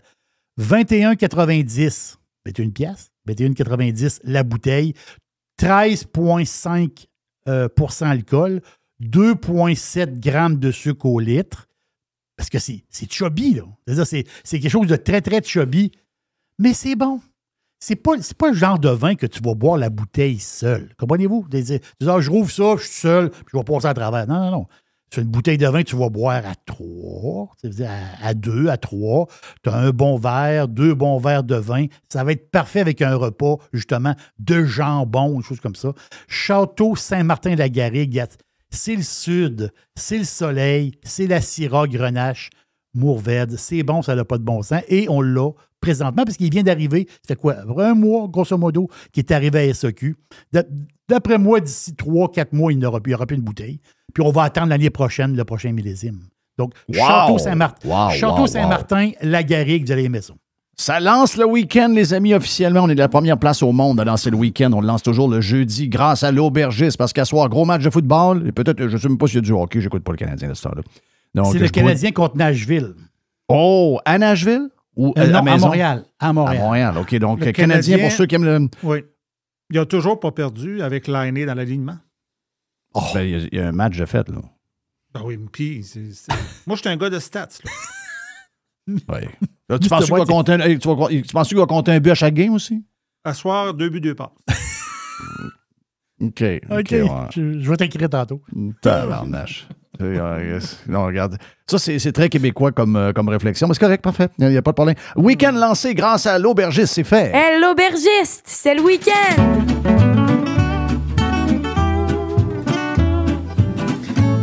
Oui, j'ai soif.